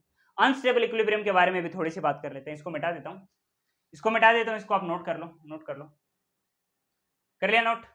बढ़े आगे, चलो इसके बारे में यहां पर ही बात कर लेते हैं। अनस्टेबल इक्विलिब्रियम क्या होगी? अनस्टेबल इक्विलिब्रियम होती है, अनस्टेबल इक्विलिब्रियम मतलब जहां पर थीटा क्या हो जाए? 180 डिग्री हो जाए, 180 डिग्री हो जाएगी, वो क्या होती है? Unstable equilibrium. मतलब ये होता है इसका कि ये आपको इस तरह से यूनिफॉर्म इलेक्ट्रिक फील्ड मिला, इसमें आपने एक डाइपोल को रखा, यहां पर प्लस क्यू चार्ज, ये माइनस क्यू चार्ज, ये माइनस क्यू चार्ज, इनके बीच में डाइपोल मूवमेंट की डायरेक्शन क्या होगी? ये हो जाएगी डाइपोल मूवमेंट की डायरेक्शन, पी वेक्टर। एक तरफ है इलेक्ट्रिक फील्ड और डाइपोल मूवमेंट है दूसरी तरफ, एंगल कितना हो गया इनके बीच में? 180 डिग्री, 180 डिग्री एंगल है। ये है इसका मिड पॉइंट, ठीक है, इसका सेंटर। यहां से मैंने क्या किया? इसको थोड़ा सा डिस्प्लेस कर दिया, इस डाइपोल को मैंने थोड़ा सा थीटा एंगल से डिस्प्लेस कर दिया, थीटा एंगल से मैंने इसको डिस्प्लेस कर दिया, तो क्या होगा? थीटा एंगल से डिस्प्लेस करने के बाद, थीटा एंगल से डिस्प्लेस करने के बाद यहां पर भी ये सामने वाला एंगल कितना हो गया? थीटा हो गया। यहां पर ये माइनस क्यू चार्ज है और यहां पर ये क्या है? प्लस क्यू चार्ज, ये प्लस क्यू चार्ज है। एक चार्ज है माइनस क्यू, दूसरा क्या है? Plus Q charge. Minus q charge पर लगने वाला फोर्स इलेक्ट्रिक फील्ड के ऑपोजिट डायरेक्शन में होता है, यहां पर इस तरह से, ये हो गया क्यूई। और प्लस क्यू चार्ज पर इलेक्ट्रिक फील्ड के डायरेक्शन में फोर्स लगता है, इलेक्ट्रिक फील्ड के डायरेक्शन में फोर्स लगता है, इलेक्ट्रिक फील्ड के डायरेक्शन में ही फोर्स लगता है, इलेक्ट्रिक फील्ड के डायरेक्शन में ही फोर्स लगता है। अब ध्यान से देखो आप क्या होगा, ये जो फोर्स लग रहा है इसकी वजह से जो टॉर्क आएगा, वो टॉर्क कुछ ऐसा बनेगा कि इसको वापस इसकी ओरिजिनल पोजीशन की तरफ नहीं लाना चाहेगा। देखो फोर्स इस डायरेक्शन में लग रहा है, तो टॉर्क जो है वो भी कुछ ऐसा होगा, आउटवर्ड इसकी डायरेक्शन होगी। कर्ल हमें फिंगर्स को इस तरह से करना होगा, कर्ल हमें फिंगर को इस तरह से कुछ करना होगा, क्योंकि ध्यान से देखो ये हो जाएगी वो perpendicular distance L sine theta, L sine theta. ये फोर्स इस तरह से लग रहा है, ये है फोर्स, और हम क्या करेंगे? डिस्टेंस की तरफ इस तरफ अपने फिंगर को कर्ल करेंगे, टॉर्क कहां है? बार की तरफ। हमें इस तरह से अपने फिंगर को कर्ल करना है, मतलब एंटी क्लॉकवाइज डायरेक्शन में कर्ल करना है, इस तरह से हमें अपने फिंगर्स को कर्ल करना है, ठीक है, एंटी क्लॉकवाइज हमें मूव करना है। तो ध्यान से देखो, अगर हम इसको क्लॉकवाइज मूव करते हैं, इसका मतलब हम ओरिजिनल पोजीशन की तरफ वापस चल कर आ रहे हैं, लेकिन हम तो एंटी क्लॉकवाइज जा रहे हैं, मतलब हम ओरिजिनल पोजीशन से दूर जाते जा रहे हैं, दूर जाते जा रहे हैं। यहां पर भी वही काम होगा। क्या काम होगा? यहां पर देखो, ये आपके पास में क्या है? फोर्स है इस डायरेक्शन में क्यू, ये आपके पास परपेंडिकुलर डिस्टेंस है, मान लो एल साइन थीटा, ठीक है, ये आपके पास परपेंडिकुलर डिस्टेंस, ये आपके पास क्या है? फोर्स है क्यू। आपने क्या किया? आपने इस फोर्स के डायरेक्शन में यहां पर अपना हाथ रखा, यहां पर अपना हाथ रखा, इसकी आपकी जो फिंगर है राइट हैंड की, इसको आपने डिस्टेंस की तरफ इस तरफ आपने कर्ल कर लिया, कर्ल किया, वही टॉर्क आया बाहर की तरफ, ठीक है, और आपने अपने फिंगर्स को किस तरफ कर्ल किया? एंटी क्लॉकवाइज डायरेक्शन में कर्ल किया, इस तरह से आपने कर्ल किया, एंटी क्लॉकवाइज डायरेक्शन में ही कर्ल किया। ये क्या कर रहे हैं? ये आपको वापस अपनी मेन पोजीशन की तरफ इस तरफ ना लाकर इससे दूर लेकर जा रहा है। ये भी क्या कर रहा है? अपनी मेन पोजीशन से आपको दूर लेकर जा रहा है, मेन पोजीशन से दूर लेकर आ रहा है, वापस मेन पोजीशन या फिर ओरिजिनल पोजीशन की तरफ नहीं लेकर आ रहा है। इसका मतलब ये अनस्टेबल इक्विलिब्रियम है। तो इस पूरे डाइपोल पर लगने वाले दोनों ही फोर्स क्या करेंगे? इसको एंटी क्लॉकवाइज ही मूव करेंगे, इसको रोटेट कराते रहेंगे, वापस ओरिजिनल पोजीशन की तरफ नहीं लेकर आएंगे। तो ये है अनस्टेबल इक्विलिब्रियम। इसके अंदर ये क्या करेगा? रोटेशन करेगा, रोटेशन करेगा, रोटेशन करेगा। ठीक है, इसको अपनी इक्विलिब्रियम पोजीशन से थोड़ा सा डिस्प्लेस करने पर ये दूर ही चला जाए, वापस इक्विलिब्रियम की तरफ ना आए, ये क्या है, अनस्टेबल इक्विलिब्रियम, और वापस इक्विलिब्रियम पोजीशन की तरफ आ जाए, ये क्या होता है, स्टेबल इक्विलिब्रियम। एक काम करते हैं, एक और अच्छा सा डायग्राम बनाकर दोनों को समझते हैं, दोनों का कंपेरिजन करते हैं, दोनों का कंपेरिजन करते हैं, दोनों का कंपेरिजन करते हैं। इसको मिटा दिया मैंने, और यहां पर मैंने आपके लिए ये इलेक्ट्रिक फील्ड बनाया, ये इलेक्ट्रिक फील्ड बनाया, और इसमें ये माइनस क्यू चार्ज, ये दूसरा क्या है, plus Q charge, plus Q charge. इसको मैंने इसके सेंटर से, इस डाइपोल को मैंने इसके ओरिजिनल पोजीशन से, जब ये इलेक्ट्रिक फील्ड के साथ में एकदम पैरेलल है, थीटा क्या है, एंगल 0 डिग्री, जब टॉर्क 0 है, ये इक्विलिब्रियम में, इक्विलिब्रियम में है, इक्विलिब्रियम में है, इस टाइम मैंने इसको थीटा एंगल से, हल्के से एंगल से मैंने इसको डिस्प्लेस किया, तो ये यहां पर आ गया प्लस क्यू चार्ज, यहां पर आ गया माइनस क्यू चार्ज। ठीक है, समझ में इतनी बात। और फिर मैंने क्या किया, theta equal to 180 degree, unstable equilibrium वाला केस लिया। ठीक, तो यहां पर ये इलेक्ट्रिक फील्ड है, और यहां पर ये प्लस क्यू चार्ज, और यहां पर ये माइनस क्यू चार्ज। इसका मतलब ये हुआ कि इस बार मैंने 180 डिग्री पर रखा हुआ है। 180 डिग्री पर कैसे रखा हुआ है, यहां पर देखो डाइपोल मूवमेंट भी इसी डायरेक्शन में, इलेक्ट्रिक फील्ड भी इसी डायरेक्शन में, दोनों एक ही डायरेक्शन में, कोई एंगल नहीं है, एंगल कितना है, 0 डिग्री। यहां पर इसका डाइपोल मूवमेंट होगा इस तरफ, पी वेक्टर, डाइपोल मूवमेंट इस तरफ, इलेक्ट्रिक फील्ड इस तरफ, एंगल कितना है, 180 डिग्री। ठीक है, अब अगर मैं इसको, ये एंगल कितना है, 180 डिग्री, इस टाइम भी टॉर्क 0 होता है, इस टाइम भी क्या है, इसके अंदर इक्विलिब्रियम है, इक्विलिब्रियम है। अगर मैं इसको इक्विलिब्रियम से थोड़ा सा इसको डिस्टर्ब कर दूं, अगर मैं इसको थोड़ा सा थीटा एंगल से डिस्प्लेस कर दूं, और इसको भी थीटा एंगल से डिस्प्लेस कर दूं, यहां पर लेकर आ गया मैं माइनस क्यू चार्ज, और ये क्या है, प्लस क्यू चार्ज। दोनों के ऊपर क्या फर्क पड़ेगा, कब स्टेबल इक्विलिब्रियम है, कब अनस्टेबल इक्विलिब्रियम है, एक बार फिर से समझते हैं। माइनस क्यू चार्ज पर इलेक्ट्रिक फील्ड के ऑपोजिट डायरेक्शन में फोर्स लगेगा, और प्लस क्यू चार्ज पर इलेक्ट्रिक फील्ड की ही डायरेक्शन में फोर्स लगेगा। यहां पर भी यही होगा, माइनस क्यू चार्ज पर इलेक्ट्रिक फील्ड की ऑपोजिट डायरेक्शन में, और प्लस क्यू चार्ज पर इलेक्ट्रिक फील्ड की ही डायरेक्शन में फोर्स लगेगा। ये फोर्स की वजह से एक टॉर्क आएगा, वो टॉर्क क्या करेगा, इसको वापस अपनी मेन पोजीशन की तरफ लेकर आएगा, टॉर्क इस तरह से लगेगा। ये टॉर्क क्या करेगा, इसको वापस इसकी मेन पोजीशन की तरफ लाना चाहेगा। इसलिए हम क्या बोलते हैं, जब भी किसी बॉडी को थोड़ा सा डिस्प्लेस करने पर वो वापस अपनी मेन पोजीशन की तरफ आना चाहे, तब हम बोलते हैं कि वो इक्विलिब्रियम के अंदर, स्टेबल इक्विलिब्रियम होती है। कोई बॉडी जो कि इक्विलिब्रियम के अंदर है, उसके ऊपर नेट फोर्स 0 है, फिर अगर हम उसको हल्का सा डिस्प्लेस करें, हल्का सा डिस्प्लेस करने पर वापस वो अपने मेन पोजीशन की तरफ, ओरिजिनल पोजीशन की तरफ, इक्विलिब्रियम वाली पोजीशन की तरफ आना चाहिए, तो इसे हम बोलते हैं स्टेबल इक्विलिब्रियम, स्टेबल इक्विलिब्रियम। और अगर ना आना चाहे, दूर चले जाए, इसके लिए ये देखो जो फोर्स लग रहा है, ये इसको इस ओरिजिनल पोजीशन से दूर ले जाता जा रहा है, कंटिन्यूअसली दूर ले जाता जा रहा है। ये जो फोर्स लग रहा है, ये भी इसको इक्विलिब्रियम पोजीशन से कंटिन्यूअसली दूर ले जाना चाह रहा है, तो इसको हम क्या बोलते हैं, अनस्टेबल इक्विलिब्रियम। नेट फोर्स 0 है, नेट फोर्स जब 0 हो, इक्विलिब्रियम की पोजीशन हो, फिर हमने इक्विलिब्रियम से थोड़ा सा डिस्टर्ब किया, तो टॉर्क कुछ ऐसे तरीके से लगे कि इसको इक्विलिब्रियम से एकदम दूर ही ले जाता रहे, तो उसे हम बोलते हैं अनस्टेबल इक्विलिब्रियम। या फिर टॉर्क कुछ ऐसा लगे कि इसको इक्विलिब्रियम की तरफ ही लेकर आ जाए, वो क्या होती है, स्टेबल इक्विलिब्रियम होती है, वो स्टेबल इक्विलिब्रियम होती है। अब इन दोनों से रिलेटेड कुछ टॉपिक बनते हैं।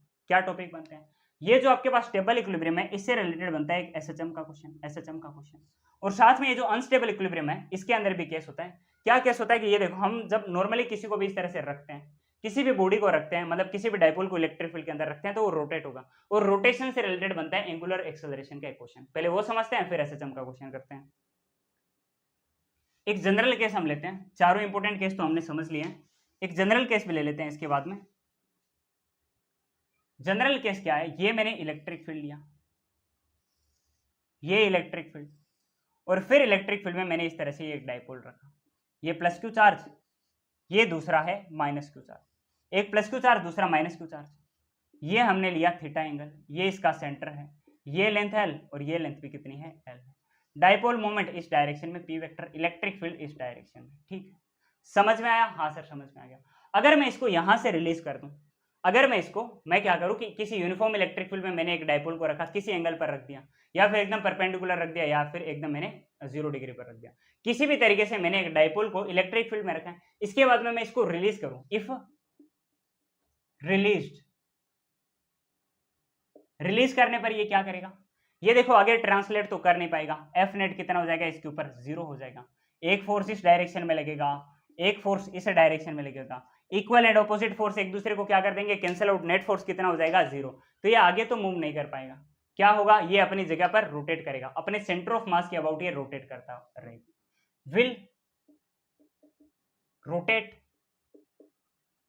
About its centre of mass, ये अपने सेंटर ऑफ मास के अबाउट क्या करता रहेगा, रोटेट करता रहेगा, रोटेट करता रहेगा अपने सेंटर ऑफ मास के अबाउट। और इसी रोटेशन का हमें एंगुलर एक्सेलरेशन निकालना होता है। तो हमें तो इतना पता है टॉर्क का क्या फॉर्मूला आता है, पी ई साइन थीटा।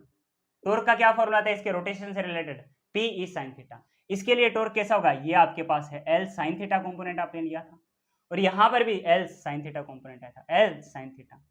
जब आपने फोर्स से डिस्टेंस की तरफ जब आप गए, क्लॉकवाइज आप जा रहे हो, फोर्स से आप क्या कर रहे हो, डिस्टेंस की तरफ जा रहे हो, फोर्स से डिस्टेंस की तरफ आपने अपने फिंगर को कर्ल किया, ये मेरे राइट हैंड है, राइट हैंड की ये फिंगर से इसको मैंने क्या किया, इस डिस्टेंस की तरफ कर्ल किया, मतलब हम क्या कर रहे हैं, इस डायरेक्शन में जा रहे हैं, क्लॉकवाइज जा रहे हैं, तो ये क्या होगा, टॉर्क इनवर्ड आएगा। इसके लिए भी वही काम होने वाला है। इसके लिए क्या काम होगा, मैं फोर्स की डायरेक्शन में मैंने अपने फिंगर को रखा और मैंने इसको कर्ल किया, कौन सी डायरेक्शन में, डिस्टेंस की तरफ, मतलब यहां पर भी मैं क्या कर रहा हूं, क्लॉकवाइज ही जा रहा हूं, फोर्स से डिस्टेंस की तरफ, दोनों के अंदर ही मैं क्लॉकवाइज जा रहा हूं। टाउ नेट का मेरे पास जो फॉर्मूला आएगा वो क्या होगा, पी ई साइन थीटा। और टॉर्क का एक फॉर्मूला होता है रोटेशनल मोशन के अंदर, वो होता है moment of inertia I multiplied by alpha angular acceleration. यही अल्फा हमें निकालना है, equal to p E sine theta, p E sine theta. यहां से अगर मैं अल्फा को इधर रखूं और आई को पी ई साइन थीटा के नीचे भेज दूं, तो हमें मिल जाएगा एंगुलर एक्सेलरेशन का फॉर्मूला, वो होगा P E sine theta divided by आई। अब हमें इसके अंदर एक और टॉपिक पूछा जाता है, वो होता है मैक्सिमम एंगुलर एक्सेलरेशन। ये कब होगा, ये तब होगा जब एंगल कितना होगा, 90 डिग्री। क्यों, क्योंकि जब एंगल 90 डिग्री होता है तब टॉर्क भी मैक्सिमम होता है, plus E plus Q E होता है, प्लस पी ई होता है, सॉरी हाँ, प्लस पी ई अपने पास टॉर्क का फॉर्मूला आता है जब एंगल कितना होता है, 90 degree. Angle maximum, torque maximum, उस टाइम में ये जो एंगुलर एक्सेलरेशन है ये भी कितना हो जाएगा, maximum. Alpha equal to p E, theta की जगह 90 डिग्री रखो, sine 90 divided by I. Sine 90 की वैल्यू कितनी होती है, 1, तो आपको मिल जाएगा alpha equal to p E divided by I. ये आपने एंगुलर एक्सेलरेशन कैलकुलेट कर लिया। ये होता है एंगुलर एक्सेलरेशन रोटेशन का। जब हम किसी डाइपोल को इलेक्ट्रिक फील्ड के अंदर रखेंगे तो क्या करेगा, रोटेट करेगा, और ये इस रोटेशन का एंगुलर एक्सेलरेशन का जनरल फॉर्मूला है, और ये इसका क्या है, मैक्सिमम एंगुलर एक्सेलरेशन का फॉर्मूला है। आ गया समझ में, हाँ सर आ गया समझ में। आगे बढ़े, चलो आगे बढ़े, आगे बढ़ते हैं। अच्छा, ये जो आप टॉर्क पढ़ रहे हो ना, कब से टॉर्क पढ़ रहे हो ना, कब से, जब ये अपने इक्विलिब्रियम में होता है, एकदम 0 डिग्री पर होता है, तब ये क्या होता है, तब ये टॉर्क जो है ये कितना आ जाता है, 0 आ जाता है। तब टॉर्क कितना आ जाता है, 0 आ जाता है। और जब टॉर्क 0 होता है ना, उस टाइम में ये जो एंगुलर एक्सेलरेशन है ये भी कितना हो जाएगा, 0। जैसे अगर हम थीटा 0 डिग्री लेंगे तो ये अल्फा कितना हो जाएगा, p E sine 0 divided by I, और साइन 0 की वैल्यू कितनी होगी, 0, तो यहाँ से आपको अल्फा यानी एंगुलर एक्सेलरेशन भी कितना मिल जाएगा, 0 मिल जाएगा। कितना मिल जाएगा, 0। तो क्या मतलब सर यहाँ पर ये रोटेट करना बंद कर देगा, नहीं, रोटेट करना बंद नहीं करेगा, रोटेट ये फिर भी करेगा। क्यों करेगा सर, आपने पढ़ा है कि जब एक्सेलरेशन 0 हो जाता है उसके बाद में भी बॉडी कांस्टेंट वेलोसिटी के साथ चलती रहती है, तो यहाँ पर भी अगर एंगुलर एक्सेलरेशन 0 हो जाएगा उसके बाद में भी ये रोटेट करती रहेगी। ठीक है, कॉन्सेप्ट समझ में आया, हाँ सर समझ में आया। अब आगे बढ़ते हैं, एक क्वेश्चन बनता है इससे रिलेटेड। क्वेश्चन ये बनता है, क्वेश्चन ये बनता है, अब इसके अंदर एक टाइप का क्वेश्चन भी बनता है जो कि एसएचएम और इलेक्ट्रोस्टैटिक मतलब इलेक्ट्रिक डाइपोल दोनों का मिलाकर बनता है। क्वेश्चन क्या है, क्वेश्चन के लिए मैं एक काम करता हूं, अपनी क्वेश्चन वाली कॉपी लेता हूं और मार्कर चेंज करते हैं। हाँ, तो क्वेश्चन कुछ इस तरीके से है कि N electric dipole is placed in uniform electric field such that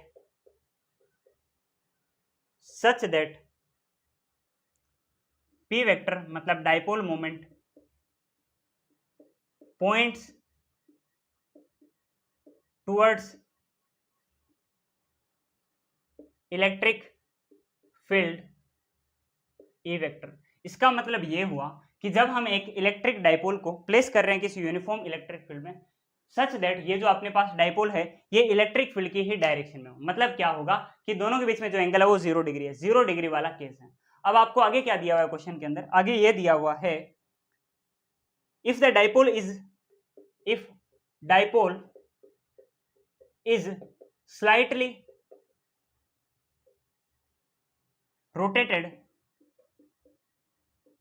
rotated about an axis perpendicular to plane containing E vector and P vector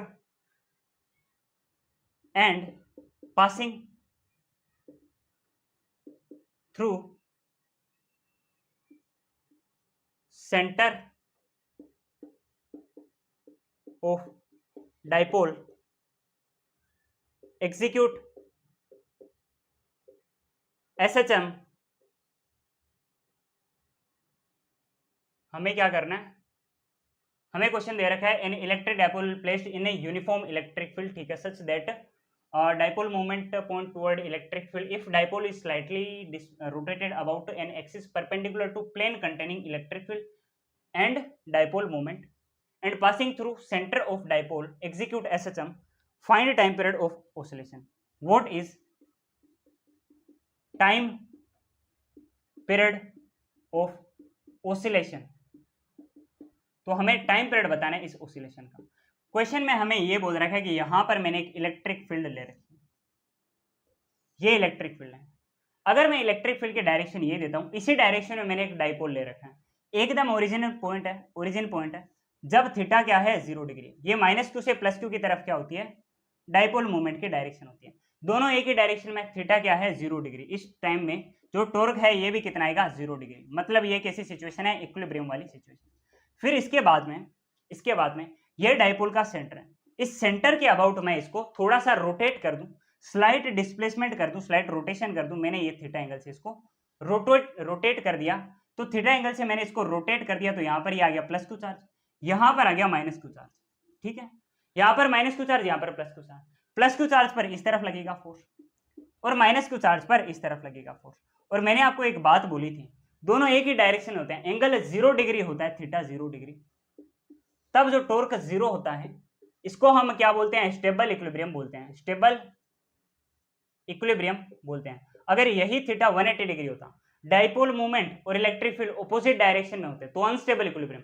ये क्या है, स्टेबल इक्विलिब्रियम। इसका मतलब ये हुआ कि अगर मैं इसको स्लाइट डिस्प्लेस करूंगा तो ये वापस अपने इक्विलिब्रियम सिचुएशन की तरफ, इक्विलिब्रियम पोजीशन की तरफ आना चाहेगा। समझ में आई ये बात? तो यहां पर टॉर्क का क्या फॉर्मूला होता है, P E sine theta, p E sine theta. और स्मॉल डिस्प्लेस कर रहा हूं मैं, स्मॉल स्लाइट डिस्प्लेसमेंट कर रहा हूं, स्लाइटली रोटेट कर रहा हूं। अगर हम स्मॉल डिस्प्लेसमेंट करते हैं तो क्या होता है, ध्यान से देखो, हम क्या करेंगे, इसको थोड़ा सा डिस्प्लेस करेंगे, इसका ये जो अपने पास टॉर्क इसके ऊपर लगेगा, ये वापस इसको यहाँ पर लाना चाहेगा। अगर हम इसको थोड़ा सा डिस्प्लेस करेंगे तो इसका टॉर्क इसको वापस यहाँ पर लाना चाहेगा।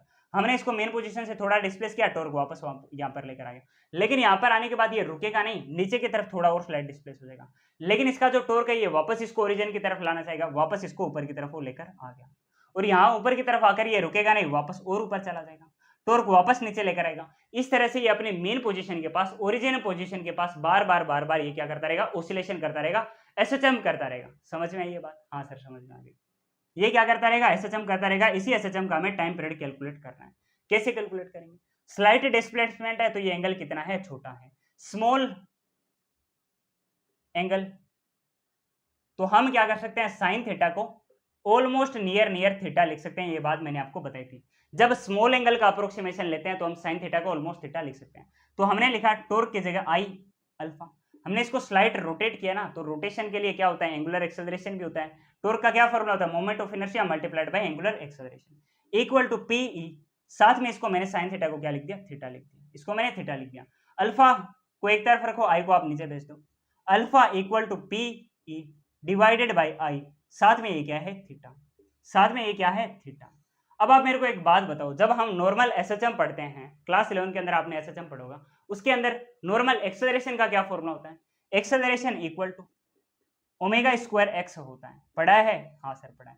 एंगल के अंदर ये एक्सेलरेशन क्या बन गया, एंगुलर एक्सेलरेशन अल्फा, साथ में ओमेगा तो ओमेगा ही रहा, और नॉर्मल डिस्प्लेसमेंट क्या बन गया, एंगुलर डिस्प्लेसमेंट थीटा बन गया, ये रहा अल्फा, ये रहा अल्फा, ये थीटा, ये भी थीटा। तो यहां से जो ओमेगा स्क्वायर है ये किसके इक्वल आ गया, p E divided by I के, और ओमेगा कितना बन गया, under root p E divided by आई।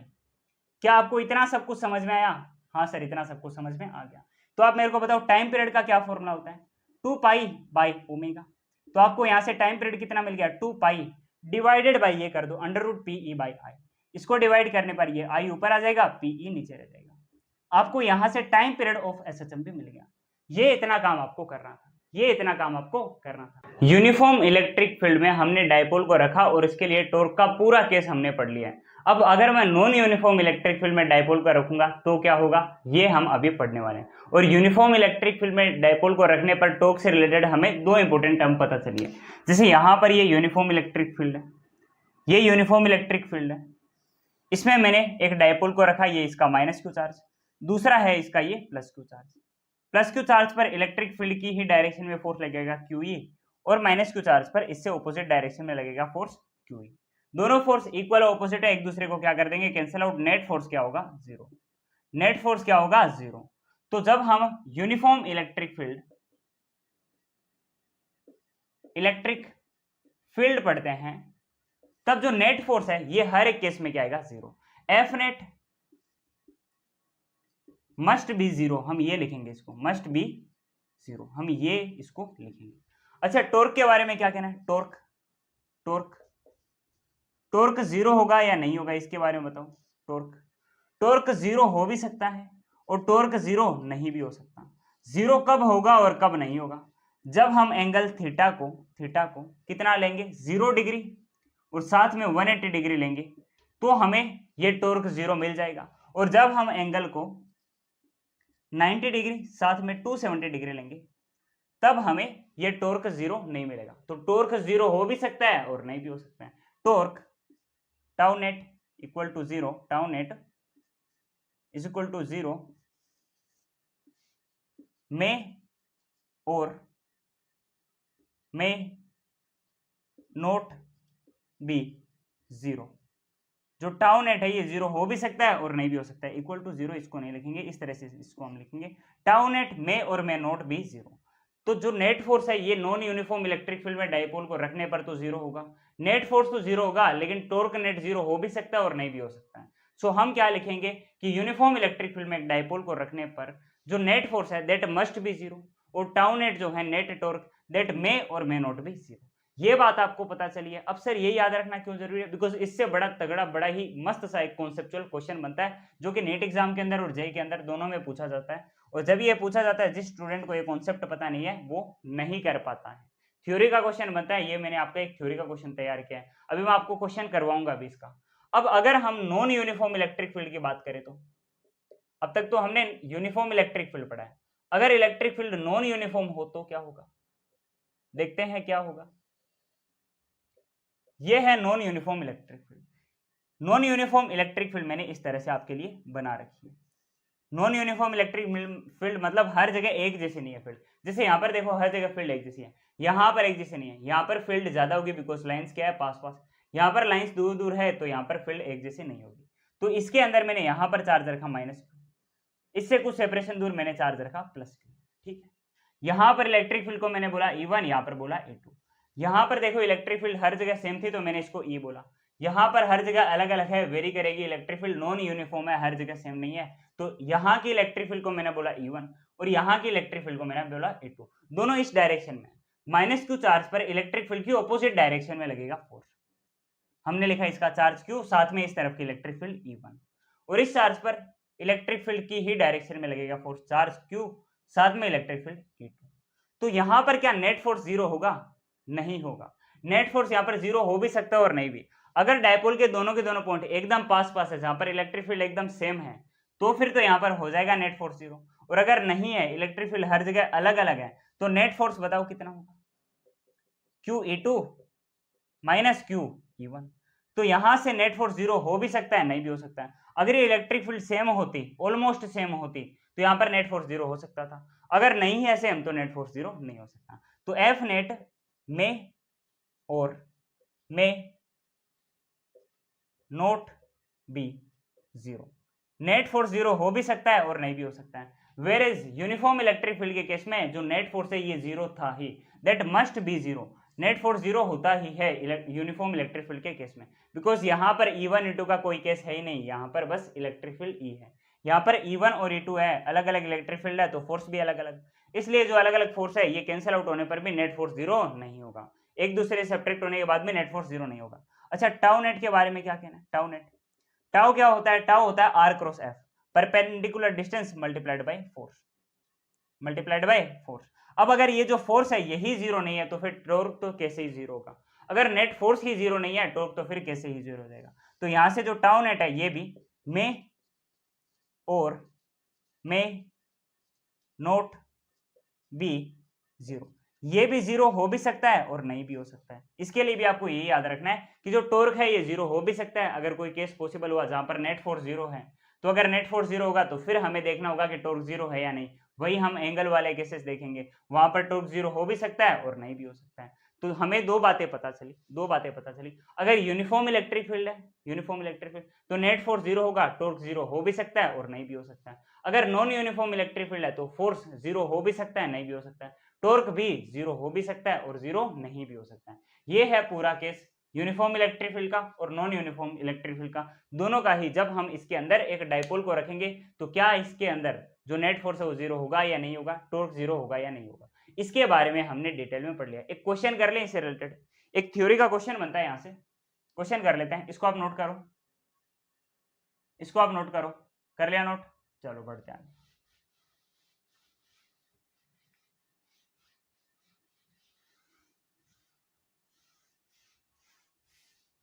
अब एक क्वेश्चन करना है हमें, क्वेश्चन कुछ इस तरीके से है, when an electric dipole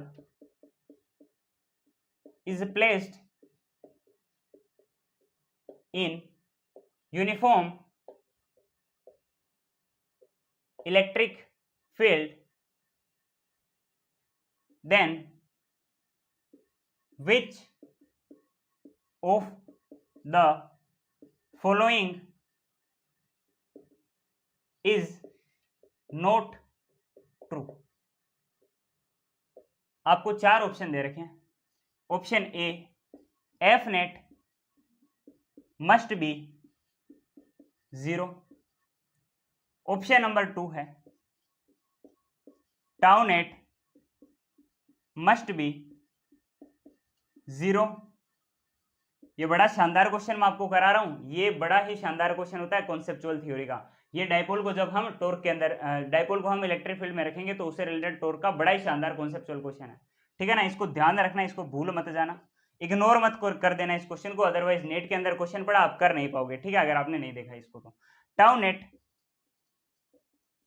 में और में नोट बी जीरो, और ऑप्शन नंबर 4 है डी, नन ऑफ दीज। बताओ इनमें से सही आंसर क्या होगा? जब हम यूनिफॉर्म इलेक्ट्रिक फील्ड में एक इलेक्ट्रिक डाइपोल को रखते हैं तो इसके लिए मैंने आपको फोर्स के बारे में बताया था और टॉर्क के बारे में बताया था। यूनिफॉर्म इलेक्ट्रिक फील्ड में एफ नेट तो जीरो होगा, एफ नेट तो जीरो होगा, मस्ट बी जीरो लिखना है इसके लिए हमें, मस्ट बी जीरो। और टाउ नेट के लिए मैंने आपको केसेस बताए थे कि वो जीरो होगा या फिर नहीं होगा। अगर 0 डिग्री और 180 डिग्री है तो फिर तो टाउ नेट कितना होगा? जीरो होगा। और अगर थीटा 270 डिग्री साथ में 90 डिग्री है तो टाउ नेट जीरो नहीं होगा। तो टाउ नेट में और में नोट भी जीरो हम लिखते हैं, में और में नोट बी जीरो, में और में नोट बी जीरो। अब बताओ कौन से ऑप्शन सही है कौन से नहीं? F net must be zero, ये देखो F net must be zero, ये तो सही है, ये तो ट्रू है। Tau net must be zero, tau net must be zero तो नहीं है, में और में नोट बी जीरो है, ये हो गया आपका करेक्ट, यही आपको आंसर मिल गया है। टाउ नेट में और में नोट बी जीरो, ये देखो exact as it is line यहाँ पर लिखी हुई है, और नन ऑफ दिस का तो कोई केस बनेगा नहीं। तो आपको मिल चुका है इसका राइट आंसर, यही इनमें से है जो कि ट्रू नहीं है। Tau net must be zero तो नहीं होगा, में और में नोट बी जीरो हो सकता है। आ गया समझ में? तो ये मैंने आपको पूरा टॉर्क का टॉपिक समझा दिया जब हम एक इलेक्ट्रिक फील्ड में एक डाइपोल को रखेंगे उससे रिलेटेड, ठीक है? पढ़ते रहो, ऑल द बेस्ट।